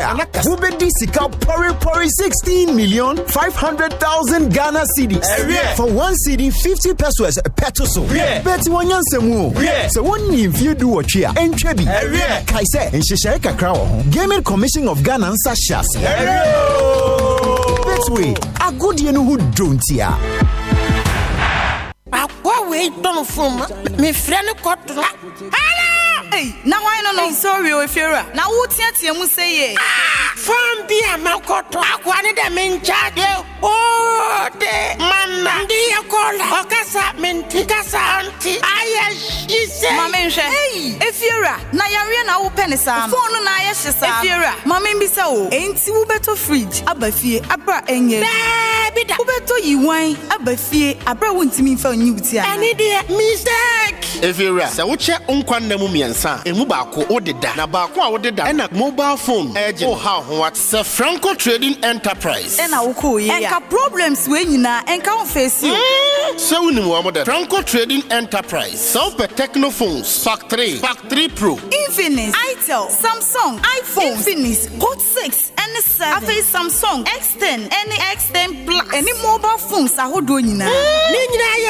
Our television sets, laptops, and a printers. Brand, any color, yeah, open. Baby, I will be Franco Trading Enterprise. Safra one of the phones ever bro. Make sure door-to-door services. Latest phone, Bia Ababiano. Brekumso, money jetemba no ND and Shenim. Ana opposite soccer bet. 020-9835-344 and 050-599-4800. Franco Trading Enterprise. Phone, Papa, if you. Wonim say any emrem so wubetia kaprempo ansa na yama wo bill eye free of charge wo sanso nim say etiamra say oposi ni de wo be sha counterback abro don hwe aduanan woche ebra court in share say yemfa wo ento ho say ye chewo anasa wo hu nipa bi akosha counterback ebro sa don hwe ya yaboso ya press our numbers 0302 766 756 0302 773 906 0302 787 373 or 0203 799 978. Justice sector support activity, no barrier to justice. na ufie ni ana na oni mana me fie ni o if you your friend na chance ni wa pass no wa boss ana now you sure say fie ni very the secret is Joy Chem Company Limited Adama me fie ya Joy Chem Company Limited chance price beer a bit to say IBR IDT SSR self-lock circular tile and shingles na oni ma dia ma Joy Chem phone chance na dance so cry fit ya kana Joy Chem Company Limited for one kaso factory omo no mu twa mo chance we nya agent adwuma bia se wo sika sam kra hawa omo akwanya omo de be fa so na wa fa so no we twa sika kakran on be some free transport adie pure e ma mo chance na de dance no say e kra strong color cotton e ma mo chance ne mpa e ma no so angry na nche nsuo to so a enyiro hwehwe Joy Chem Company Limited e was Sunyani VRA Poly Runabout at Ben Goyle Filling Station Promo 054-0125-818. Locate the main factory on the Techiman Kumasi Road. Our Hanswa Brigade. Yeah, Ben Liberty Asonda. Ubetimia for Joy Chem 4 054-0125-819. What first? No, yes, some two ever mouse. 1,000 Ghana cedi. Say, 1,500 Ghana cedi. Wow! Now where? 5,000 Ghana cedi. Say 8,500 Ghana cedis. Wow! After you move to me and Jacob 15,500 Ghana cedis cover. The idea will be only hospitalization. Just say, we are going to die as Abia. Eba bua mo tu akam.